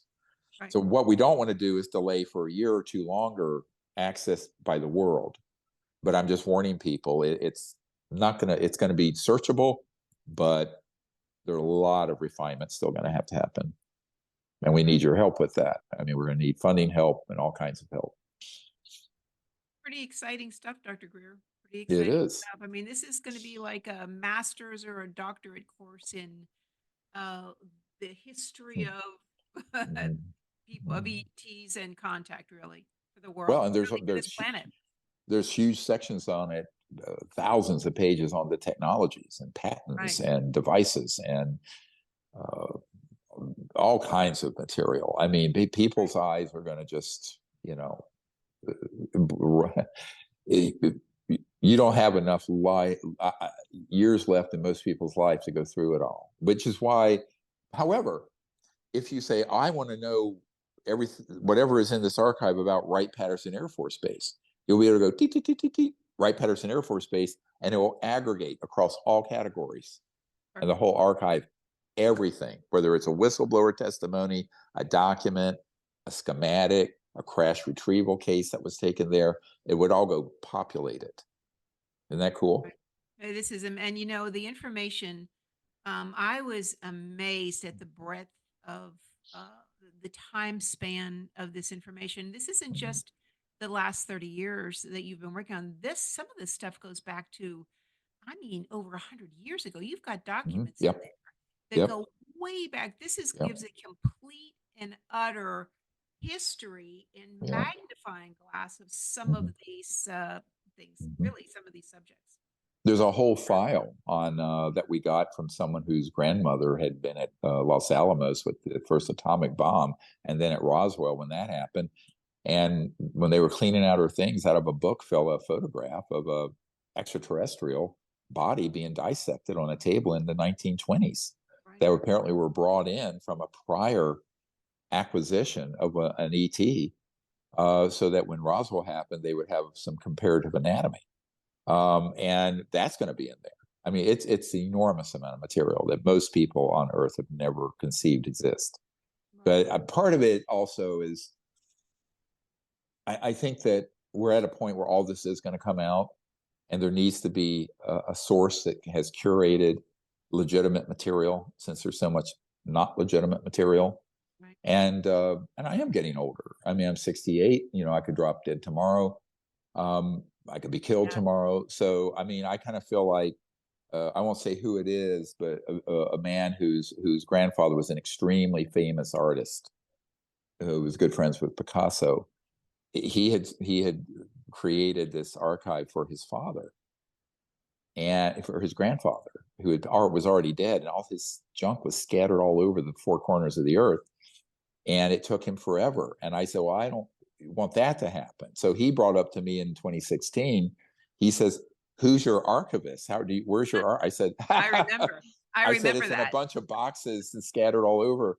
And so, Sandy, it was good that he said that to me, because it sort of triggered that should be done. And then when the Senate Intelligence Committee folks and the House Oversight and the military office for the White House all approached me in the last 2 or 3 years, I thought, we really need to do this. I mean, otherwise it's been exhausting and expensive and sort of a very complex task. But once it's done, it will be available to everybody, including the investigators in Congress and law enforcement. I remember being in a car going out to Joshua Tree with you. we were going out one night to do a CE5 with a group of 30 people. Or maybe it Yeah, was the Demi Lovato. I believe it was the Demi Lovato trip. it It, was. Yeah. it was, and you said, well, I've got all this stuff in my cellar, and all this stuff there needs to be an archive of this. And I was like, well, how much is in there? And you were like, oh, 40, 50 boxes. And I was like, oh, I mean, the idea, More than that. Yeah. yeah, it's way more than that. It just seemed Mhm. like an overwhelming job. But I mean, it was clear that you were Mhm. saying this needs to get done. Well, let me be blunt as we wrap up. This is the disclosure. Yeah. There won't be a hearing or anything out of the U.S. government that will have more content than this. The only thing that would have more definitive proof, evidence, and content would be if the government, the secret government programs capitulate and release it, or law enforcement seizes it and releases it. Short of that, this absolutely will be the largest disclosure in history on the subject. So the disclosure you're all asking for, we're about to drop that to the public. Yeah, definitely a buckle up moment. Mm-hmm. But I can't wait, and I'm so happy that this got done. And thank you, Dr. Greer. I mean, the world does not realize, you know, it is such an enormous job that you have undertaken for all these years. And I've Yeah. told you before, you definitely have job security. I don't know that anybody else wanted your job, really. No, they don't. I And tried yeah, to give it away. yeah, Oh, trust me, I would love to be able to step off this stage. I mean, everyone thinks that this is something that's some hobby. No, it's blood, sweat, and tears, as you know. So this is right. Probably one of the most important things that's really been done for the civilization, yeah, yeah, planet. and well, yeah, Yeah. and it's going to be. My goal is that if everyone contributes, so we can keep it free, which I hope we can, and continue to expand it, improve it. It's just going to be this snowball effect of disclosure through a openly available site. Yeah, right. And somebody's asked recently, they said, I think they maybe even asked you, when did you think that, when was the last time that you thought something was really this transparent happened? And really, actually, to me, for this country, it actually was back in 1776 was the last time anything actually came out Yeah, like oh that. yeah, yeah. It's a revolution, but Yeah. a peaceful one, we hope, and so peace in the new year, and hopefully we get our act together as a species and make a peaceful contact initiative. Our goal always has been to disclose the information and get the world community to make peaceful contact with these civilizations Right. instead of mismanaging it through the myopia of secret military programs. Right. That was the mistake. As you know, when I was with Senator Barry Goldwater before he passed away, and he ran for president as a Republican in the '60s against Lyndon Johnson, and he had found out about this issue but was denied access and threatened.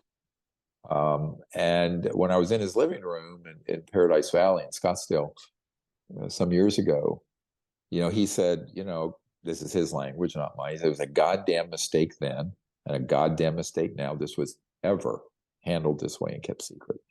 And so it allowed an enormous problem to develop that just has become a huge crisis. And people don't know that. Most people don't realize the crisis it's created, i.e., climate change, poverty, pollution, oceans dying. And people go, what's that got to do with extraterrestrials? I said, because the technologies that are behind how those things move. But then you add into it the other problem, and that is we're about to push through a red line in outer space, targeting these craft. And I think their patience has a limit. I think these civilizations from other star systems, they're not going to let us take that too much further before that our capability is stopped. But they're stopping that capability. They know would be terrible because it would be spun by the media and by the UFO community and the military industrial complex as alien invasion, right? Right. So the people always ask me, very smart people, why don't they just land and fix this? I said, because it would, they'd be blown out of the sky with these EMP scalar weapons. And B, it would be portrayed by the spin meisters as Alien Invasion Week on the History Channel. It would be Independence Day, right? Like that movie with Will Smith. So they're caught between a rock and a hard place. The ETs need good humans to fix this. This is our planet. We need to fix it. And if we get this to a certain level where it's fixed, there'll be open contact beginning to evolve. That will be peaceful. And the technologies that can be used for peaceful purposes and not weapons can come out. It'll be a new world.